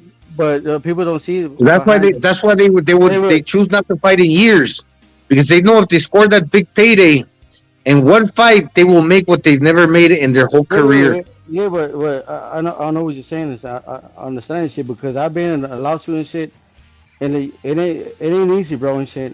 Once you sign shit, you fucked and shit, bro. You know what I'm saying? Luckily, I didn't sign any shit, so I got my lawyers and shit stuff on the contract on my house. You know what? I told my lawyers like maybe like you say I got the upper hand and shit because I never fucking signed a fucking contract and shit. And this fucking contract want to fuck me over like $200,000 and shit like. Over like some sheetrock and some paint and shit, bro. And shit like, and then my lawyer told me, oh shit, it's my family lawyer. Like, they said, no, don't worry, bro, I got you and shit, bro. I was like, telling, I was kind of worrying myself and shit, like, oh fuck, we're gonna go like toe to toe and shit in the court and shit, bro. And, like, shit, like, once you got a good lawyer and shit, though. You don't fucking sign it's affordable. Hey, Eric, or is that lawyer? Was that an affordable lawyer? How much do you have to pay the lawyer, bro, to be on like what do you call it? A buy bono and stuff, or like yeah. Well, it's a family lawyer because I know him from working shit. Because I work in a private club and shit. I work with like you know what I'm saying, good lawyer in a private club and shit. I know lawyers, doctors, and all this bullshit, bro. And like that won't sound like Lupe Valencia, no, like Ryan's lawyer. He sound like him. Does he wear glasses too? Shit. Hey, and the end of the day, you know, that's what that bitch want. Like if he gets that big payday, he'll probably go back to his wife and the kids, and they'll be like, "We made it, we're good now." Or if they get divorced, the bitch will fucking take half that shit, and he'll fucking run away with the other half. And in the end of it, he'll be happy. Everybody will be happy. Now Canelo done fixed your problems. He fixed your fucking problems. The ones you're crying about on TV that you got depression, he ain't gonna be crying no more, even if he takes the L. Because in the end of the day, he's gonna get that big paycheck. That's what he wants, and that's what the fans want. Who's that? I didn't hear. Who was that you're talking about? El Charlo. Oh yeah. Oh shit, bro. Like it's gonna be an excuse. That's what the wife wants. He was about to lose his house and his cars. You see, this whole thing about him getting divorced is probably like bullshit. It's like drama. Once he cashes in on tens of millions of dollars, they're gonna go back together. I mean, I don't give a fuck. It's like whatever. Like, who am I? But I'm just saying, these motherfuckers don't fight. They've been waiting on that one big payday, and once they get it, their life is fixed. Everything else is bullshit. All that fucking drama that I got depression, I ain't fighting because I got all these problems. Well, yeah, that's what you want. You want the big payday, and that's it. But you deserve it. He hasn't been doing anything else. It goes back to the 50 million. Vato vale verga, güey. You don't deserve it. It goes back to the 50 million contract and shit and stuff. Like, how you gonna like put it off the table out in a week and shit, bro? Like, it takes time and shit, bro. How much time he gave fucking Spence and Crawford and shit and stuff. All these fucking neighbors are happy. Oh, the fight is finally done and shit. Like, well, how long? Hey, Gonzalo, can I ask you something? Can I ask Gonzalo something real quick? What's up, dog?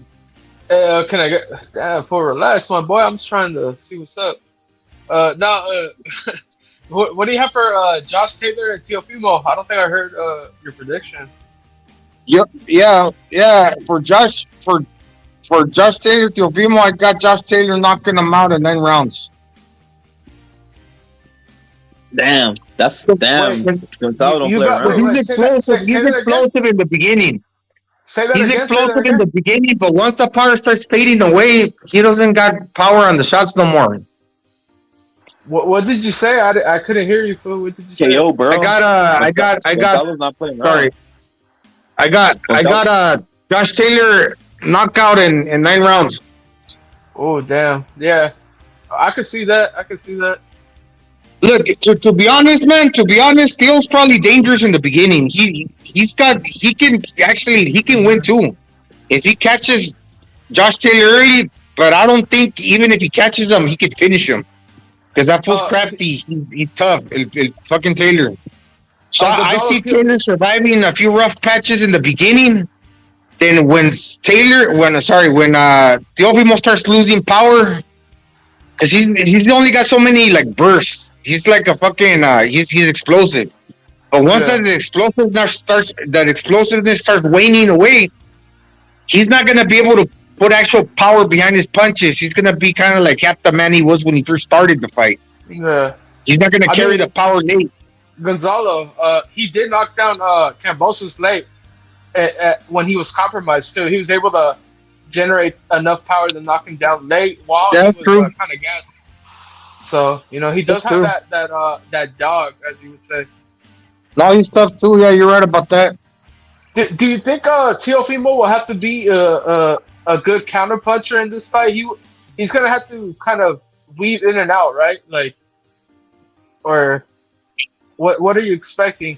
Do you expect him? I'd say the counter punching. I'd say get close on him, because if you're gonna burst from way the outside, because Taylor's 5'10" and he's longer. So if you wanna if you're Theo and you're thinking, okay, I'm gonna keep it safe. I'm gonna dart from the outside. That dart is like really long. You're jumping in from very long away. It's like when you're jumping, you hit a certain peak. At a certain point, you lose like the thrust in your jump. It becomes less, so you're not actually. The power's not there with that burst when you're jumping from very far from the outside. So like you're shorter, jump in from like closer, stay on that fool's chest, and actually keep your elbow pinned to your body. So when you're throwing them 6 to 9 inch hooks, you got weight behind it. Because the farther you jump from the outside and the more your arm becomes separated from your body, the less power you're gonna carry as you're jumping in. I seen him knock fools out with like these left hooks that are short, and I seen him knock fools like when he's jumping in with the right hand, when he's turning the right hand over, like it's kind of like an overhand right with power. But if you're leaping in from very, very far away, dude, it comes to a certain point where that leap becomes weak. It becomes like a weak leap. It's like with a fucking tiger when he jumps from the outside to catch the prey. She's got to be close to that motherfucker to make sure he traps that motherfucker. Because if he's jumping from way from the outside, the opponent's gonna see it coming. I mean, that other animal, he's gonna see it coming, and it's not gonna be a powerful pounce.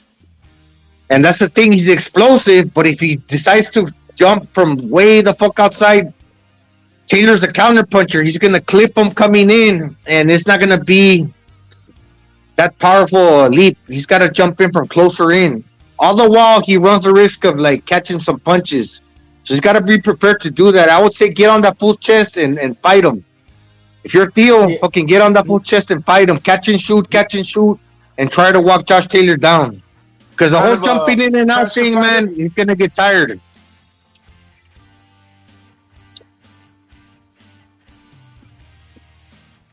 My bad. Keep going. My bad. No, that's true. That's what I think. I don't know if I don't think I explained it very well, but that's the way I see it.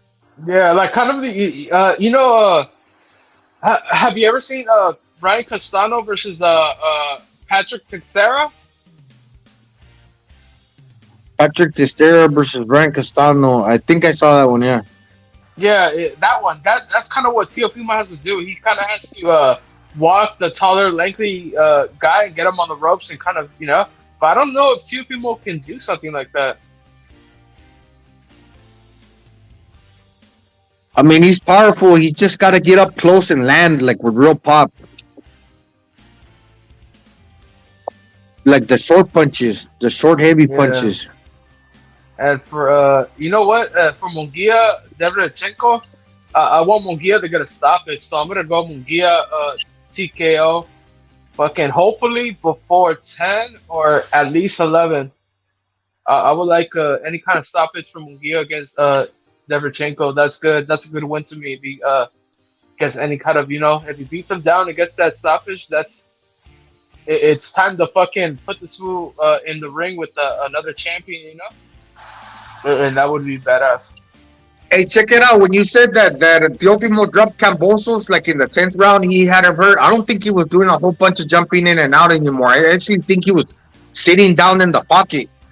Because when he fought Sandor Barnes and he tried jumping in and out and tried playing cute, he had lost power.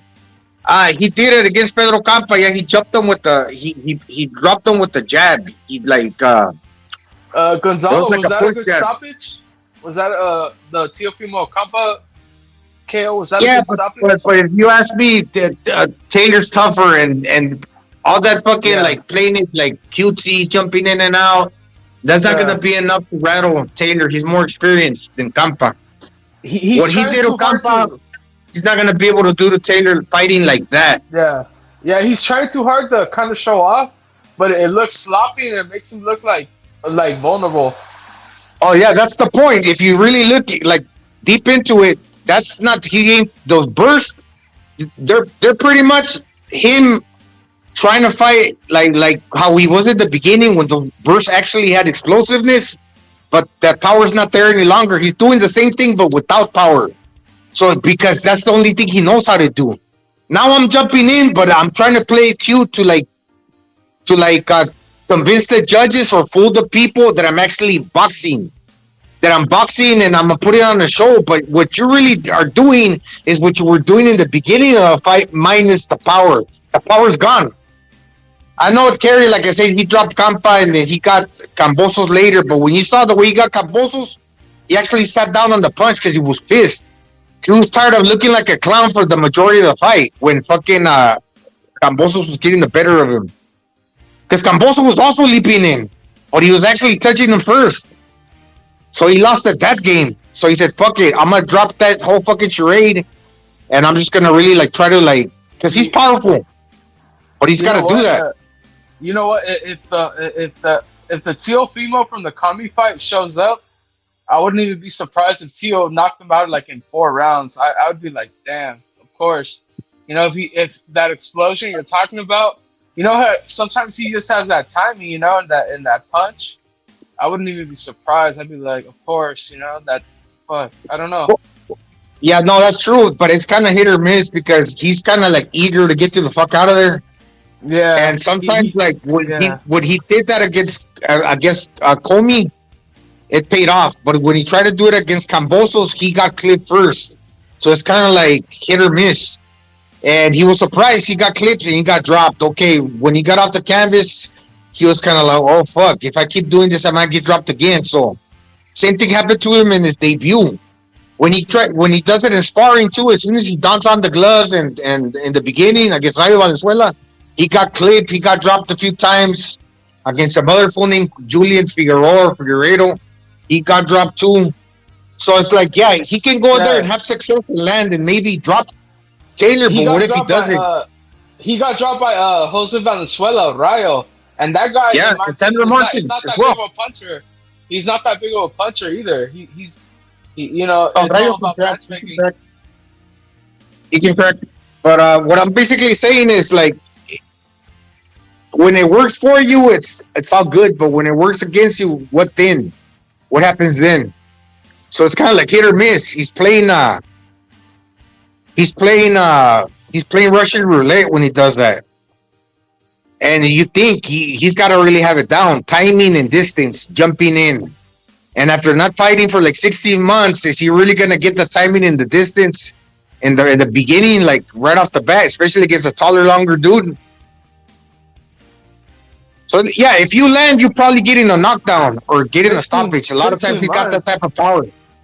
Teofimo fought this year, didn't he? Yeah, against Sandro Martin. Pedro Campa, that's right, he did fight 6 months ago. Like 2 times this year, didn't he? Pedro Campa, and yeah, that's right. I forgot about that. For some reason, I thought he had a fight on the wall. No, Josh Taylor hasn't fought since. No, Josh Taylor hasn't fought, bro, in a while. But like 400 Gonzalo's days, yeah. right. Gonzalo's right. The Theo's been active more active, right? Yeah, he's right. Okay, so after Cambosos, 2021 November, he he didn't fight until 2022 in August, and then he fought again in December, and then he's fighting right now again. So he, in like less than a year, this is his third fight in less than a year, bro. This is his third fight, so he's active. This is third fight in less than a year. So Teofimo's seasoned right now. So bro, he might win. He might win. The thing about his style, the thing about his style, if you think, okay, somebody that doesn't throw a lot of punches, that leaps in and leaps out, that gotta gauge the distance and get the timing. Like, you might have practiced that in the gym, but when you actually line up against a guy like Taylor, who's a lefty, who's taller and longer than you, not two things are alike. Even though you might find somebody similar in sparring, when you're trying to get that timing and the distance down in an actual fight, it's not a given that the first punch that you leap in, you're going to land. So that's going to take a little bit of like getting that down in the beginning, the timing and the distance. Even though he fought 6 months ago, that's the thing. And yeah, he had success against shorter dudes that he catches that are also, let's say Taylor gets on the back foot a little bit in the beginning. He's going to really have to sort that shit out to get it down. And if Taylor's trying to counter him, catch him when he's coming in, that's going to be difficult. Right? Cambosos caught him because he tried to do it early. He's like, I'm going to land on this fool. Like, I'm better than him. I'm more athletic. I'm going to catch him. Guess what? Cambosos not really a power puncher, but he's quicker. He's quicker. He caught him first. And after that, it was like it went against him mentally. That fool had the timing more than Teofimo did. When he did it against Comey, it worked for him. And all the other fools in the past that he fought, like Tatley and the dudes that he was knocking out, those fools were kind of cans. They were like, when he was an up and comer, those fools were easy to knock out. Well, when a fool's more experienced, good looking, that distance and the timing down right off the bat, I don't see it like that. I don't see him landing with the very first punch that he throws. And he's only got it in him like for a few rounds where he's going to become less explosive.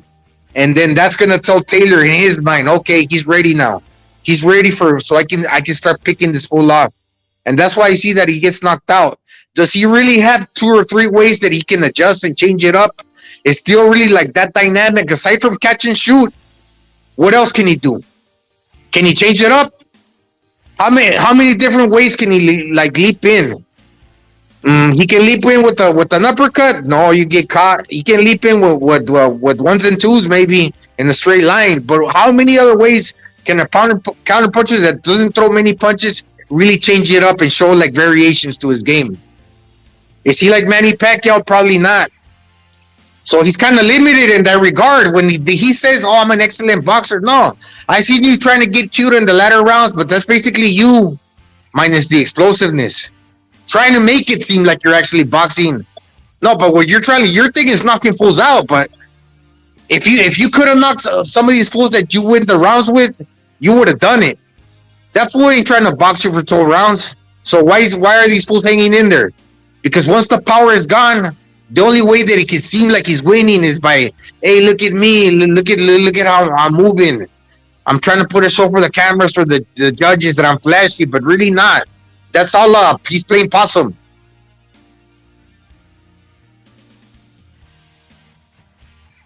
That's playing possum. Of course, he's not telling that to the people, and people might not see that.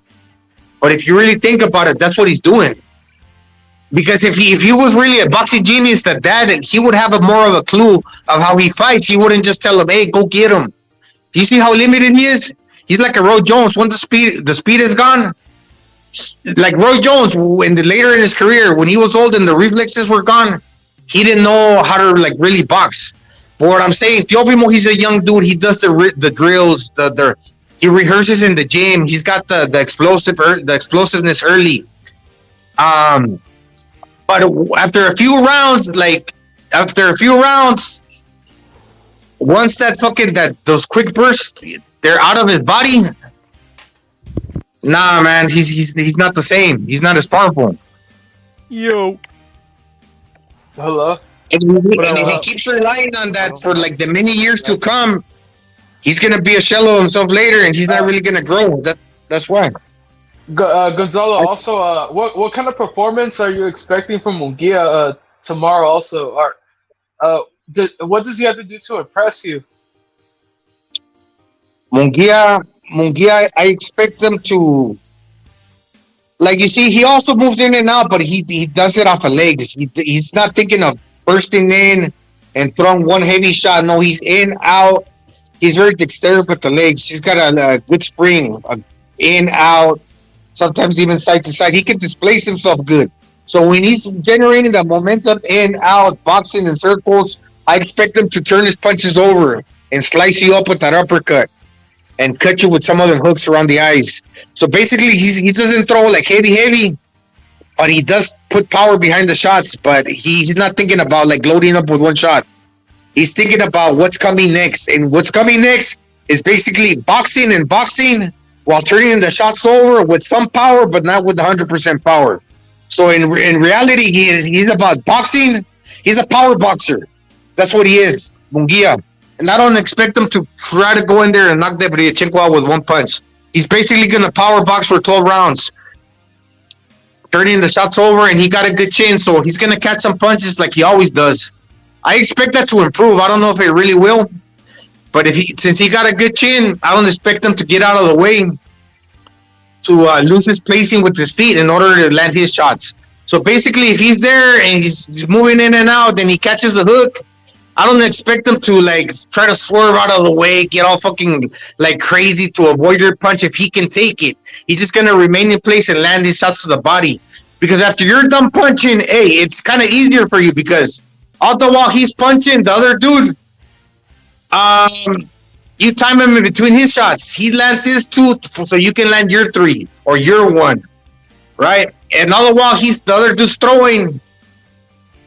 He's getting tired too because when you throw and you land, let's say Munguia catches the punches with the gloves or he eats a shot, that takes energy out of the opponent too just by him throwing them hands and landing, which basically means if Munguia takes the punch, he's there like without having to move his feet and is right there to hit the other dude back. Like he's right in place where he wants to be. So a lot of times when people are catching punches, oh man, he doesn't know how to get out of the way. No, he just doesn't want to get out of the way. That's where he wants to be because he wants to have you right there so he can catch you.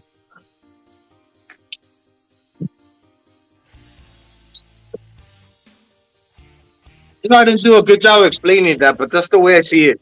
That's a good breakdown. Gonzalo, that's a good breakdown. Hey, Puro, what you think of what Gonzalo's saying and the rest of it, the Tio, obviously the Charlo and Canelo matchup? I don't know. There's a lot of misinformation out there. If Canelo Charlo happens, I mean, fucking Charlo's gonna get his ass whooped. I wanted to see that fight like instead of the Triple G fight, but it didn't happen. But I think the Bivol fight's still in play, to be honest, because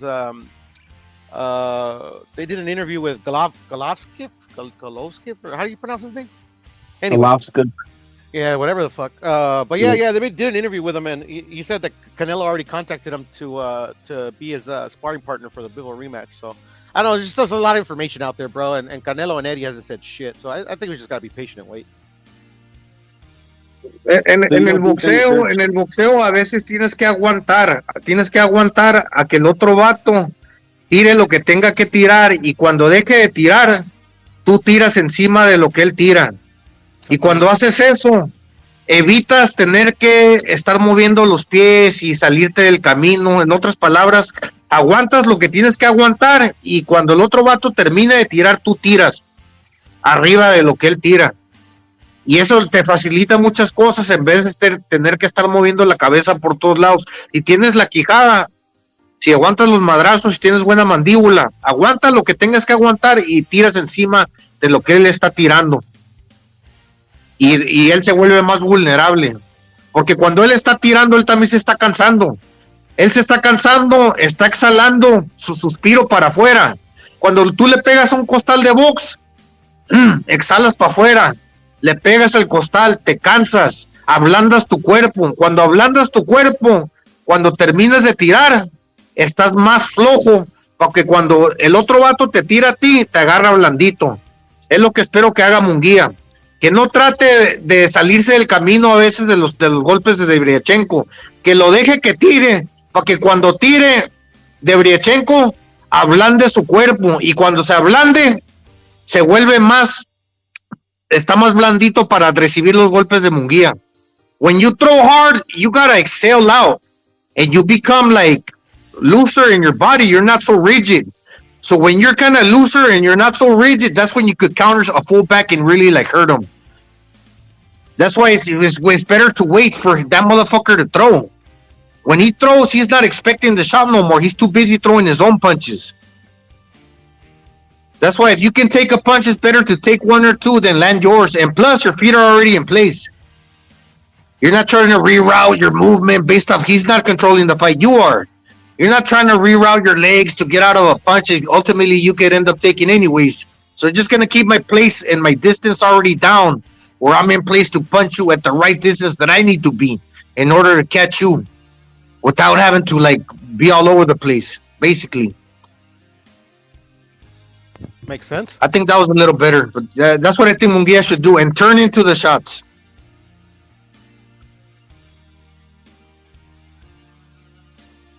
It's gonna be a good fight.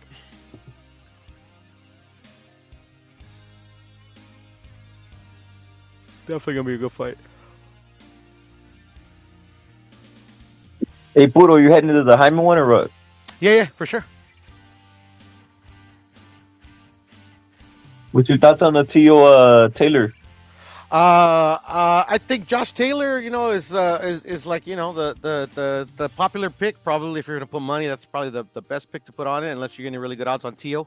But I definitely think Teo's he's live. I think it's a 50-50 fight. I'll be rooting for Teo, to be honest. You're going to the Munguia fight, Puro? Yes, sir. Yes, sir. What kind of seats did you get? Good I haven't bought my ticket yet. Oh, you haven't bought it, dude? I heard. I've been looking into the fight, and it looks like it's gonna be cracking, bro. It seems like this one's a big one for around it was that cracking area. last time for Josh Kelly, bro, and nobody knew who the fuck Josh Kelly was. Yeah, bro. This one seems to be a little bit. Yeah, I know what you mean. I knew who Josh Kelly was, so I like that fight. But for this one, it seems a little bit more cracking. It feels like I think this is when Munguia kind of like crosses over a little bit more, Yeah, I agree, because like Derry Jacob's a name. He's never been knocked out. Like arguably, he beat Triple G. He had a good fight with Danny Jacobs. He's a good fighter. Yeah, he might have beat both those guys, if anything, like shit. It's a good fight. If you take all the bias out of it, it's a really good fight. Yeah, bro. I'm pretty. I'm a big. I criticize Munguia a lot, but this one, I'm pretty excited for it, to be honest. Who doesn't? Like it is what it is, bro. It's a banger, bro. If Munguia knocks him out, it's just like hell yeah, bro. That's what I'm talking about. Yeah, that's how he makes a statement. To be honest, like if he really wants to make a statement, he'll try hard for the knockout. Yeah, even if he beats him down, it's like cool. But if he knocks him out, it's like hell yeah, bro. This was getting a belt this year, Like there's just too much hype that they can't duck him anymore, Yeah. I agree. Definitely agree. Also, Rapid, I was going to tell you, I think Badu Jackson play as well if Bivens like truly out of the question.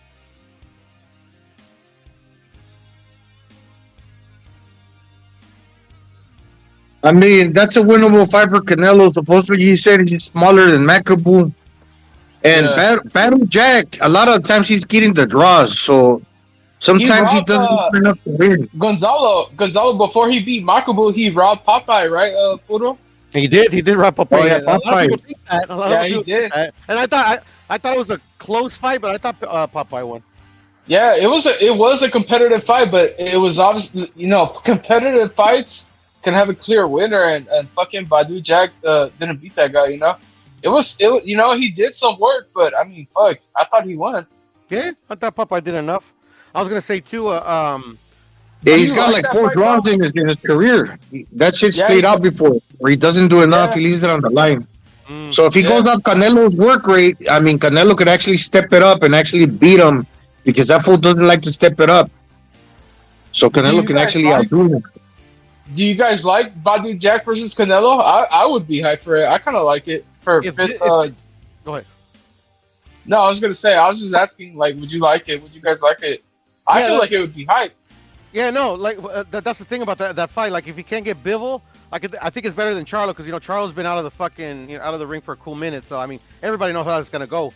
I actually think Badu Jack is a way better boxer and fighter than Makabu. So it's like there's still like an inherent danger he could lose that fight. I think that's the best fight if you can't make Bill.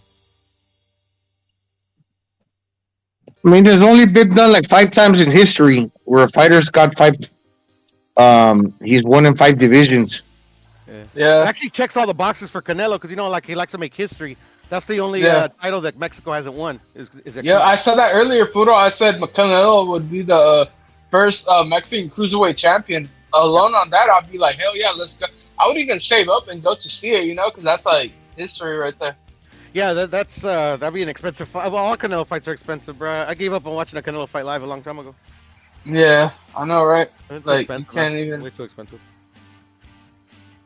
What is what it is, bro? On TV, it looks better, anyways, man. Yeah, you know what? In the theater one day, all of us and shit. Yeah, I keep hearing one of my buddies said watching it in the theater is actually pretty fucking cool. Yeah, I watched Mayweather versus ¿cómo se llama ese güey? Ghost Guerrero in the theater. Órale. Thought you going or what? It was alright. It was alright. That looks cool. We know what happened in the fight, though. In the beginning, Ghost Guerrero was trying, but later became boring. Yeah, talk about the experience. Yeah, I took one of the posters. They had one of the posters outside the theater that took it off the wall. Órale, that's dope. I watched it in San Diego. And where did I watch it? Well, Mission Valley. Yep. And I went to this place called me and my friends, me and 2 of my friends, the Tilted Kill. We went there to eat after. You went to the Tilted Kill in San Diego? I think I know where that one's at. The one you went to. The Tilted Kill in Passion Valley. I like the Tilted Kill. Did you know in Vegas, fucking Gonzalo, they have something like the Tilted Kill, pero es con puras latinas. It's a Mexican restaurant. Oh, really? Yeah. I just read about it in some magazine.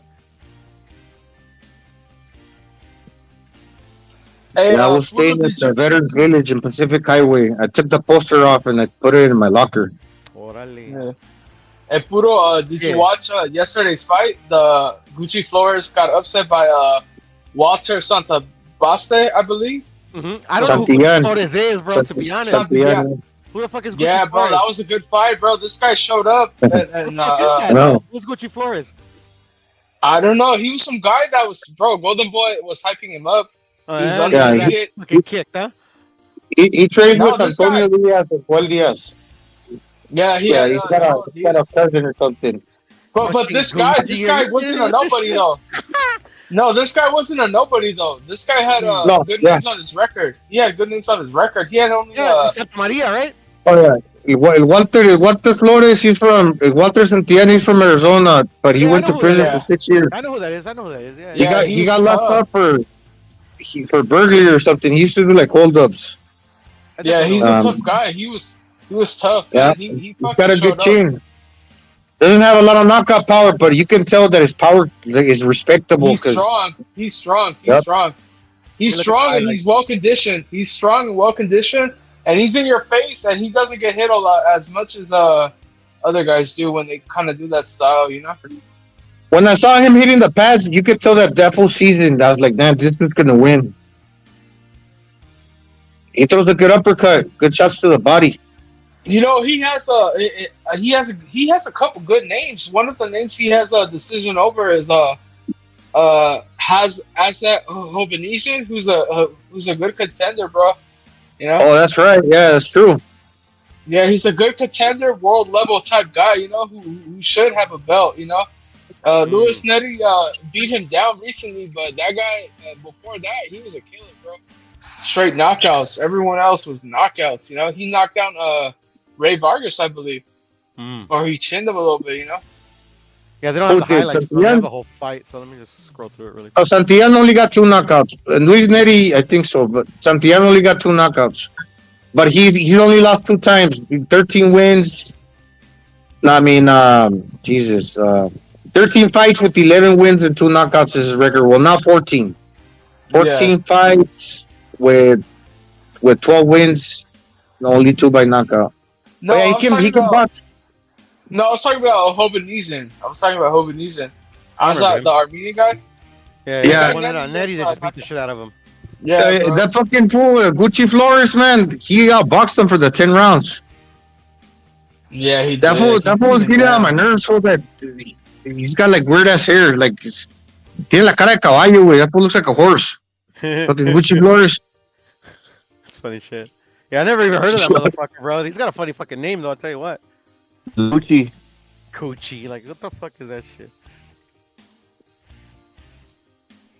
Puro, besides Josh Taylor and Munguia, do you have any fights you're looking forward to tomorrow? Or is No, the Hyman Deverenchenko, bro. No, that's what I said. Munguia and besides Munguia and Josh Taylor, are there any fights that he's watching? Yeah. They actually have a pretty good undercard on the Munguia fight. They got El Pollo Sandoval is fighting, and then you also got Shane Mosley Jr. versus Demetrius Ballard and shit. That one's intriguing to me. Who else is fucking fighting? Obviously Tio and this motherfucker. Jermaine Ortiz ain't fighting no more. I don't know if you guys knew that. What happened? He missed weight, so he canceled the fight. Yeah. Oh, you know who he fights tomorrow? Xander Zayas and Rob. Xander fights as well. Yeah, Xander, Italian, Henry LeBron, and yeah, there's a lot of good names. It's like an all Puerto Rican card. The one on the fucking in Tio's card is like all Puerto Ricans and shit. Fucking, what was I gonna say? Yeah, Deverenchenko versus Munguia. That's gonna go the distance. People are already gonna be saying, the power isn't there, but nah, it's gonna go the distance. Well, that doesn't mean that Munguia is still like that he isn't good or anything. It's just gonna go the distance. Watch. No, look, Gonzalo, we're saying that if he wants to make a statement, he should go for the KO. No, he should get the KO. You know, not saying that if he doesn't, if he beats him down, it's still a good win. But if he gets the KO, like that, because nobody's KO'd him before. Yeah, so it kind of makes it a bigger fight than people are trying to act it isn't. You know, because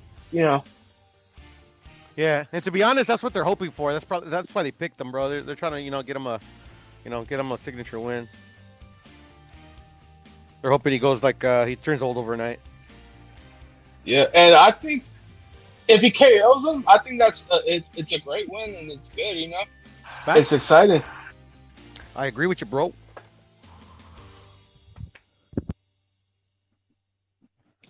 Yeah, that fool. He's been beaten up a few times against El Bronco Adame. He lost against Charlo. Yep. He got beat up by Golovkin. He lost a close fight to Jacob. So after a while, man, it's like you probably get tired of like losing all the time. But the thing about it, and I mentioned yesterday, that fool's from the fucking Ukraine. She's coming over here. Well, hold on. I agree with Budo. When I watched that fight live, and I had even with the knockdown, I had Deverenchenko winning that fight. So I thought it was close. But I thought Deverenchenko edged it out, man. I'm not gonna lie. Yeah, he won it by a point in my book. Exactly. Yeah, I have the same thing to me. It was really close. Triple G, obviously, he looked kind of weird in that fight. He looked kind of sick. I don't know. He looked off. He looked flat. But he's been looking like that though. Not ever since he left from Big Bear. The thing with that fight, I compared to like Chavez versus Taylor. That fool fucking came to win. He fought the fight of his life. He was motivated. You could tell he had the spirit of a fucking fighter. Like, he looked amazing, Deverenchenko. Just pretend that Chavez, like, doesn't knock out Taylor. They probably give it to Taylor on the scorecards. But what happened? What did we come to find out, like, later? That Taylor almost got killed in that fight. He was retarded after that. I think Deverenchenko... Right after that one. Not right after that one. No, it was right after, fool. He was fucking done. He was pissing blood. He became a champion again. I mean, he was good, but he was never the same. Never the same. No. Facts. No, he was super dotado. He was extraordinary before. After Chavez, he just became normal. He was still good. I got you. Yeah, it's like Deverenchenko. He's still good now, but after he fought fucking Golovkin in a fight that he probably should have deserved to get the win, he's not the same no more. It took something out of him. I'll buy that. Yeah, but the only reason that I mentioned Chavez versus Taylor is because Taylor wasn't the same. Although Chavez, he did deserve to win that one. But he fucking caught him, fool. That fool was done. He knocked him out. So, like, yeah, maybe, I don't know if Gigi didn't fight a good fight. Yeah, he probably did, but that fool was just fucking there to win, man. Yeah, no, he fought a good fight. No, Derevchenko was good. I agree with you. After that fight, he just wasn't the same fighter. Yeah, man. He's still good. Yeah, Derevchenko, dude. Look, I thought Derevchenko won that fight, but after that fight, damn, he did look different because Triple G did put a beating on him, bro. He did, yeah, I agree.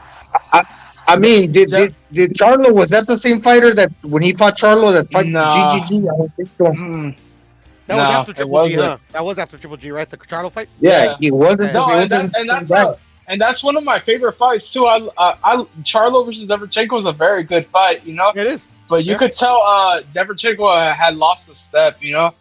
He kind of he was just a little slower, a little bit more hesitant, you know. And it kind of also showed in the when he lost to Adames because he could have fucked that fool up, but he was just kind of like off, you know. Yeah. And I thought, and that makes sense because I actually thought Charlo beat him pretty easily. He came on late, Derevchenko, but it wasn't enough. Yeah, it was like 8-4. Yeah, something like that. Yeah, that's what I thought. Like, fuck it, bro. It's like, fuck it. I wouldn't mind seeing Charlo and Triple G. And that's when, like, he fought Montiel, and then he hasn't fought since, bro. Bro, that was the best Charlo ever looked to me when he fought Derevchenko. He had that jab. He was explosive. But then when you look into what Derevchenko's been through, it's just like, wow, this guy's only been fighting champions after champions. Yeah. And just getting beat down and trying to and putting up a good fight, you know? Yeah. 16 fights only, I think. That fucker. Yeah, bro. Fucking look at who he's fought back to back. You know? Yeah. No, he's fighting good fighters, you know. Yeah. And let's say even if he wanted it as bad as how he wanted it when he fought Golovkin, how many years have passed ever since? So even though he shows up, it's not a given that he's gonna beat Munguia because Munguia's younger. Yeah. He's in this fucking moment right now. He can box, he can bang. Munguia should win, yeah, definitely. And then, you know what? Even if, let's say there's some kind of upset, it's not even that crazy because it's like, oh, this guy's he's just a lead, you know? He's just like, I don't know. It's just about he's got a lot to prove still because even though he's gotten the fight beat out of him, he's from the Ukraine, and that fool. In order to remain here, I think, you know how Rey Beltran, for him to get his United States visa, he had to prove that he was an elite athlete. In other words, if he didn't prove that, he probably would have got deported to Mexico. Also, if you come over here, it's back to the Ukraine, to the front lines, to the war. No, I was gonna say Gonzalo also after he fought Triple G and Charlo, Derevchenko's kind of been taking tune-ups, you know, so he's been in less wars, you know, so he's kind of been trying to reform himself. So it's not crazy to see him it's not crazy to see him against Munguia and be like, wow, this guy looks good. Well, yeah, he's fighting. He took a step down in competition to kind of like gather himself. So you know, this fight's a lot more competitive than people think. So you know, if Munguia knocks him out, it's just more prep. You know, it just shows this guy got the talent, bro. And then we also got to keep in mind that Derevchenko's moving up in weight. You know, this is at 168. It's not at 160. Yeah, this is his third weight class, so he might just be super healthy. You know, it depends. It just depends how he carries the weight. He looked pretty buff when or strong or fucking. Oh yeah, he did. At the weigh-in, bro. I'm not gonna lie. Yeah. No. He was even pointing to his reps. Yeah, he's been fighting at 160, you know, pretty much his whole career to this time, but he's always hit the weight, you know, he's never been overweight or anything like that. Yeah, bro, he's been stocky, so I can see it. That's a good fight, bro. That's an underrated fight. I feel like people have been trying to downplay it, but I'm excited for that one for real. Hey. See, remember when he fought the first time when he went for the title? Be right back. Andre Rozier used to train both of the guys, but you know what he said? I'm gonna go to Jacob's corner. So basically,